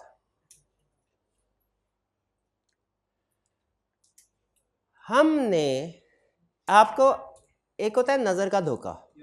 ये जो ऑडिट रिस्क मॉडल है ना, ये नजर का धोखा है। कैसे? इससे आपको लग रहा होगा, इस इक्वेशन को जरा ध्यान में रखिए, audit risk equal to inherent risk into control risk into detection risk. इससे लग रहा है कि इस इक्वेशन का मकसद है ऑडिट रिस्क कैलकुलेट करना, और जब इनहेरेंट रिस्क, कंट्रोल रिस्क और डिटेक्शन रिस्क को आप मल्टीप्लाई करेंगे तो ऑडिट रिस्क आ जाएगा। भाई सही यही लग रहा है ना? ये है नजर का धोखा। फिर से सुनिए, फिर से सुनिए। इक्वेशन है audit risk is equal to inherent risk into control risk into detection risk. Mathematically लग रहा है कि हम इन तीनों को मल्टीप्लाई करेंगे, ये कैलकुलेट होगा। असल में ऑडिट रिस्क तो ऑलरेडी आपको पता है। दुनिया की हर ऑडिट इंगेजमेंट का ऑडिट रिस्क मैं बताता हूँ 5%, क्योंकि रीजनेबल एश्योरेंस है 95% लेवल। याद है पहले चैप्टर में? अगर 95% लेवल ऑफ एश्योरेंस है, 5% क्या हुआ? कम करना चाहें कर, थोड़ा बहुत ऊपर नीचे हो सकता है। जैसे हमने अपने फिगर्स को जरा रीजनेबल रखने के लिए इसको 5 के बजाय 4.8 कर दिया, तो कोई प्रॉब्लम नहीं। लेकिन ये ऑलरेडी डिसाइड हो चुका है। इवन जो इंगेजमेंट आप, ऑडिट इंगेजमेंट आप 4 साल बाद करेंगे ना, उसका भी ऑडिट रिस्क आज ही डिसाइड हो चुका है, 5% के लगभग होगा। ऐसे ही है कि नहीं? क्योंकि ऑडिट एंगेजमेंट में लेवल ऑफ एश्योरेंस 95% होता है, तो 5% होगा। इसका मतलब ये हुआ, इस ऑडिट रिस्क इक्वेशन का मकसद ऑडिट रिस्क कैलकुलेट करना नहीं, वो तो पहले ही नोन होता है, पहले ही पता होता है। फिर क्या इस इक्वेशन का मकसद इनहेरेंट रिस्क आइडेंटिफाई करना है? नहीं नहीं, वो तो अंडरस्टैंडिंग ऑफ एंटिटी से पता चलता है। फिर क्या इस इक्वेशन का मकसद कंट्रोल रिस्क आइडेंटिफाई करना है? नहीं नहीं, वो तो कंट्रोल, इंटरनल कंट्रोल की अंडरस्टैंडिंग से पता चल जाता है। फिर इसका मकसद, शाबाश, इसका एक ही मकसद है, क्या? डिटेक्शन रिस्क कैलकुलेट करना। कैसे कैलकुलेट होता है? मैथमेटिकल। ये तो असल में ऑडिट रिस्क मॉडल का मकसद जो होता है, ऑडिट रिस्क कैलकुलेट नहीं होता, वो तो ऑलरेडी डिसाइडेड है हर एंगेजमेंट का। डिटेक्शन रिस्क होता है। क्यों भला? क्योंकि फिर डिटेक्शन रिस्क से हम सब्सटेंटिव प्रोसीजर डिसाइड करते हैं। ये बात समझ आई? आधा कंसेप्ट समझ आ गया अगर ये बात समझ आई तो। क्या कि ऑडिट रिस्क क्वेश्चन का असल मकसद डिटेक्शन रिस्क। अब देखें यहाँ पे फर्ज कीजिए डिटेक्ट के ऑडिट रिस्क है 4.8%, ये पहले डिसाइडेड है, 4.8 पहले डिसाइडेड है। इनहेरेंट रिस्क कैलकुलेट कर लिया आपने, understanding of entity control risk कर लिया, अंडरस्टैंडिंग कंट्रोल से क्या डिटेक्शन रिस्क कैलकुलेट कर सकते हैं? कर ले, करके दिखाएं मुझे कैलकुलेटर के ऊपर, उधर जाके डिवाइड हो जाएगा, करना करना। सिर्फ 10 मिनट और हैं, 10 मिनट और हिम्मत के साथ बैठे रहें। 11 बजे से पहले आप फ्री होंगे, अभी 11 बजने में 11 मिनट हैं।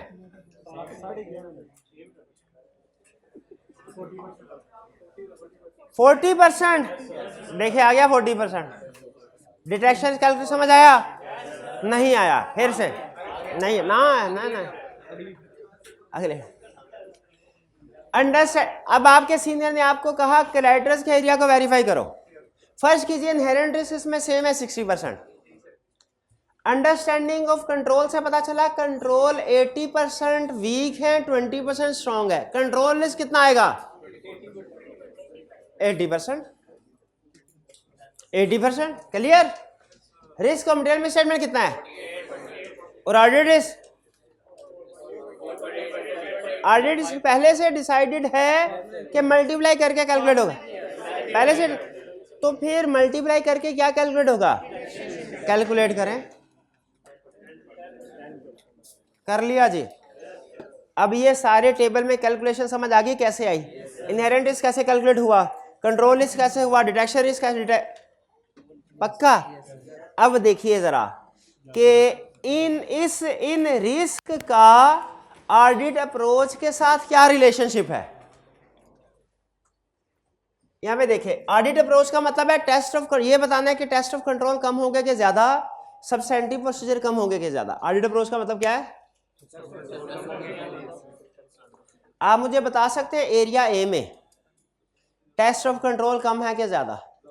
बी की निस्बत। कैसे? कंट्रोल स्ट्रांग है, टेस्ट ऑफ कंट्रोल। देखिए यहां पे क्या कह रहा है, extensive test of control. Extensive का मतलब ज्यादा। मैच हो रहा है? Extensive test of control. अच्छा बताइए एरिया बी में टेस्ट ऑफ कंट्रोल कम के ज्यादा? क्यों? क्योंकि टेस्ट ऑफ कंट्रोल स्ट्रांग वाले पे परफॉर्म करता है, वीक वाले पे नहीं। ये 20% है, इसमें टेस्ट ऑफ कंट्रोल भी क्या है? देखिए रिड्यूस ऑफ कंट्रोल है क्या? अब हम ये कह सकते हैं कि एरिया बी की निस्बत एरिया ए में एक्सटेंसिव टेस्ट ऑफ कंट्रोल होंगे। अब क्या रह गया? Substantive procedure. High risk high procedure, low risk low procedure, याद है? ये है रिस्क ऑफ मटेरियल मिसस्टेटमेंट 12%, ये है 48%। बताइए इसमें सब, मैं नहीं दिखा रहा आपको, बताइए इसमें सब्सटेंटिव प्रोसीजर्स क्या होंगे और इसमें देखते हैं। इसमें सब्सटेंटिव प्रोसीजर रिड्यूस है, इसमें substantive high, low risk low procedure, high risk high procedure. फिर से सुन लें, अप्रोच का ताल्लुक रिस्क से क्या है? ऑडिट अप्रोच का मतलब क्या है? बताना है टेस्ट ऑफ कंट्रोल कम के ज्यादा, सब्सटेंटिव प्रोसीजर कम के ज्यादा। एरिया ए में इक्वेशन आपके सामने है, कैलकुलेट कर ली। अब अप्रोच बतानी है, बहुत आसान। कंट्रोल ज्यादा स्ट्रांग है, test of control extensive. Risk कम है, सब्सटेंटिव है कम। बी में कंट्रोल्स कम स्ट्रांग है, टेस्ट ऑफ कंट्रोल कम, सिर्फ 20% पे लगेगा। रिस्क ज्यादा है, ज्यादा। बात समझ आ गई? सिर्फ कुछ स्टूडेंट जो ज्यादा सोचते हैं ना, वो इसमें एक गहराई में जाके एक कंसेप्ट लेके आते हैं। वो कहते हैं सर डिटेक्शन रिस्क है, आपने कहा risk of material misstatement high, procedure high, risk of material misstatement low, वो बात तो समझ आ गई, उस हिसाब से तो बिल्कुल ठीक है। ज़रा इसको डिटेक्शन रिस्क से लिंक करें। डिटेक्शन रिस्क ज़्यादा है, डिटेक्शन रिस्क ज़्यादा है तो प्रोसीजर कम है, डिटेक्शन रिस्क कम है तो ये क्या चक्कर है? ये इसलिए कि असल में डिटेक्शन रिस्क का पूरा नाम आपको नहीं सिखाया गया।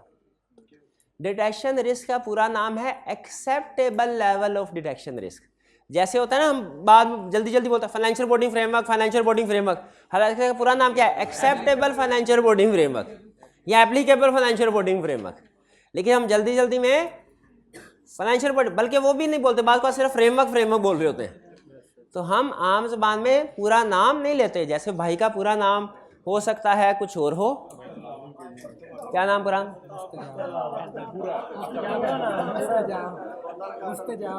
मुस्तजाब हैदर। अच्छा, इसका पूरा नाम इसे नहीं पता, तेरे को कैसे पता है? दोस्त है, पूरा नाम मुस्तजाब है, मुस्तजाब हैदर। उसी तरह इसका पूरा नाम acceptable level of detection risk है, लेकिन इसे प्यार से क्या कहते हैं? Detection risk.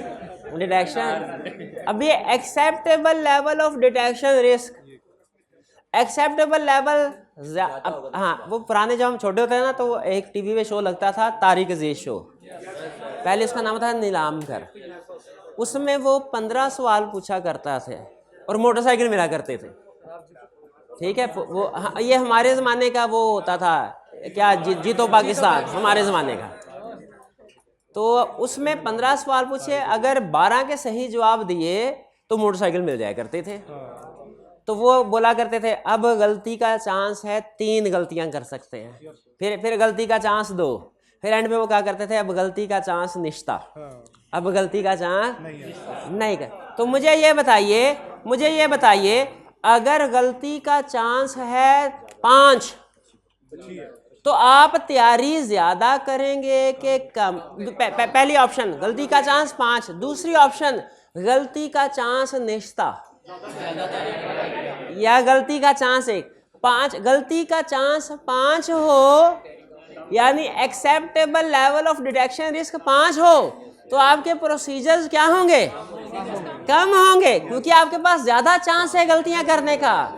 Acceptable level of detection risk ज्यादा है तो आप तैयारी कम करेंगे। जब गलतियां करने का चांस ज्यादा हो, तैयारी कम करते हैं, और जब गलतियां करने का चांस कम हो, तैयारी ज्यादा करनी पड़ती है। बात समझ? तो डिटेक्शन रिस्क का पूरा नाम क्या है? पूरा नाम जहन में आएगा तो पता चलेगा। अब बताइए एक्सेप्टेबल लेवल, एक्सेप्टेबल कौन सा? Acceptable level of detection risk ज्यादा है तो प्रोसीजर कम, क्योंकि उससे ऑडिटर को पता है गलती 1-2-4 गलतियां हो भी गई तो माफी है, 2-4 गलतियां हो भी गई तो माफी। लेकिन अगर acceptable level of detection risk कम हुआ तो समझ रहे हैं? तो जब हम सारे सेशन में बोलते रहे high risk high procedure, low risk low procedure, वो कौन सा रिस्क था? रिस्क ऑफ मटेरियल मिसस्टेटमेंट के detection risk, risk of material misstatement. Clear हुई है बात? ये था न्यूमेरिक एग्जांपल। एक दफा फिर से देख लें पर कि क्या परसेंटेजेस की कैलकुलेशन क्लियर है, और कैलकुलेशन के बाद जिस नतीजे पे पहुंच रहे हैं वो क्लियर है। फिर आखिरी चीज जो हमने पहले कई दफा पढ़ी है,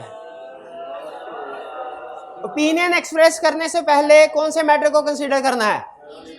मिस स्टेटमेंट का स्कोप लिमिटेशन।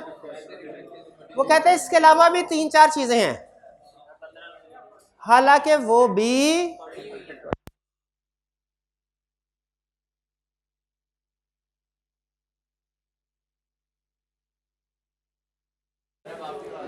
जी।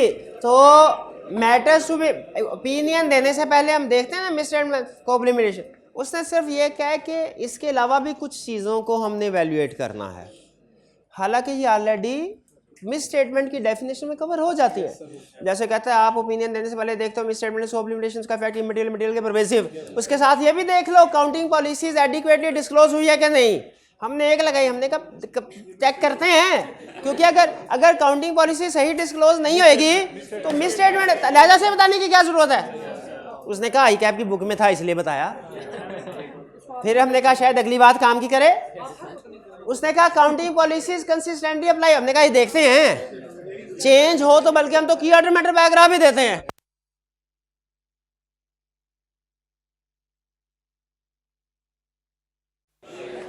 जी आवाज पहुंच रही है। ये सिस्कियों में ना हंसा करें।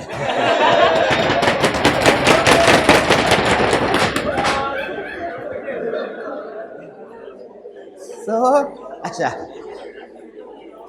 Estimates are reasonable. हमने कहा ये बताने की क्या जरूरत थी, हमें तो पता है एस्टिमेट्स रीजनेबल ना हो तो मिस स्टेटमेंट आई क्या बिग बुक में लिखा है। फिर इसके बाद इंफॉर्मेशन प्रेजेंटेड रेलिवेंट, इंफॉर्मेशन भी सही डिस्क्लोज हुई है, टर्मिनोलॉजी यूज की है, एप्लीकेबल फाइनेंशियल रिपोर्टिंग फ्रेमवर्क भी लिखा है। एप्लीकेबल फाइनेंशियल रिपोर्टिंग फ्रेमवर्क ना लिखा हो मिस स्टेटमेंट होती है। याद है ना, अभी आपने एरर भी आइडेंटिफाई किया था रिपोर्ट में। और अगर फेयर प्रेजेंटेशन फ्रेमवर्क है तो true and fair view financial statements को अचीव करना चाहिए। तो ये उसने कुछ हमें ये बताया, ऐसा मैं बताया क्या इस कंसेप्ट में कि ओपिनियन एक्सप्रेस करने से पहले मिस स्टेटमेंट्स कॉम्प्लीमेंटेशन के अलावा इन चीज़ों को भी सामने रखना है। हालांकि ये इनडायरेक्टली मिस स्टेटमेंट में कवर हो जाती हैं, लेकिन जाहिर एक लहदा लिखा हुआ है। क्लियर? ये थे हमारे सारे कंसेप्ट। इस एक कंसेप्ट के साथ ही हमारा ऑडिट भी कंप्लीट, मेरी तरफ से सेशन भी कंप्लीट।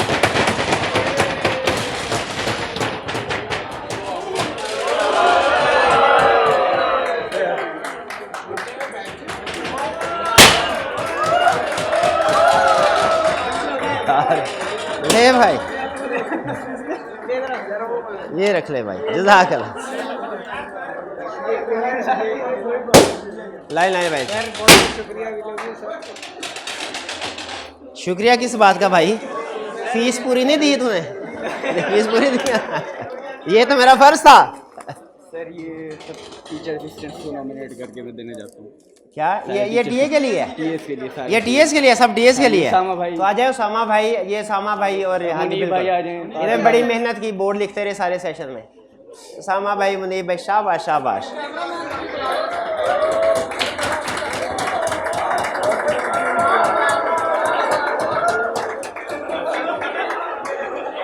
भाई ऐसे फूल फेंक रहे हो जैसे कन्यादान करते हैं।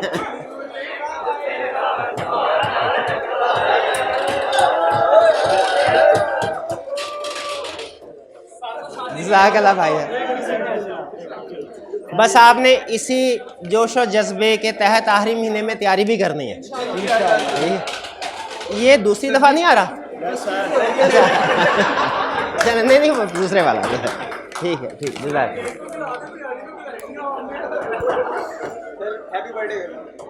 करे जी, करे, जरूर करे, जरूर करे।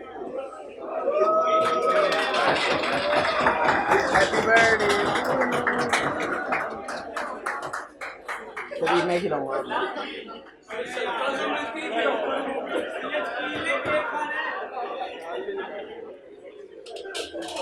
ये इसे दूसरा डब्बा नहीं मिला था यार, इसे बुला, इसको भी खिला। नीचे नीचे वाला, नीचे वाला, वो नीचे वाला।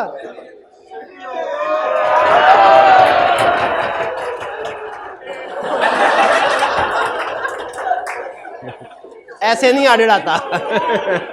ऑडिट ऐसे नहीं ट्रांसफर होगा। चलिए, जज़ाकल्लाह।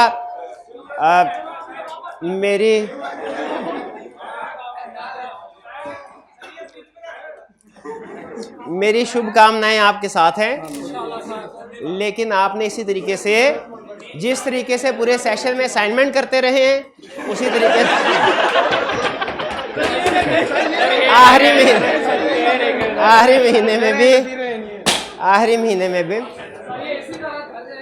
चलिए ये मेरा हाल लेक्चर अब क्लोज कर देते हैं। तो आज का लेक्चर यहाँ पे ख़त्म करते हैं हम, और इसके साथ ही इस सेशन का भी इख्तिताम करते हैं। अल्लाह हाफ़िज़।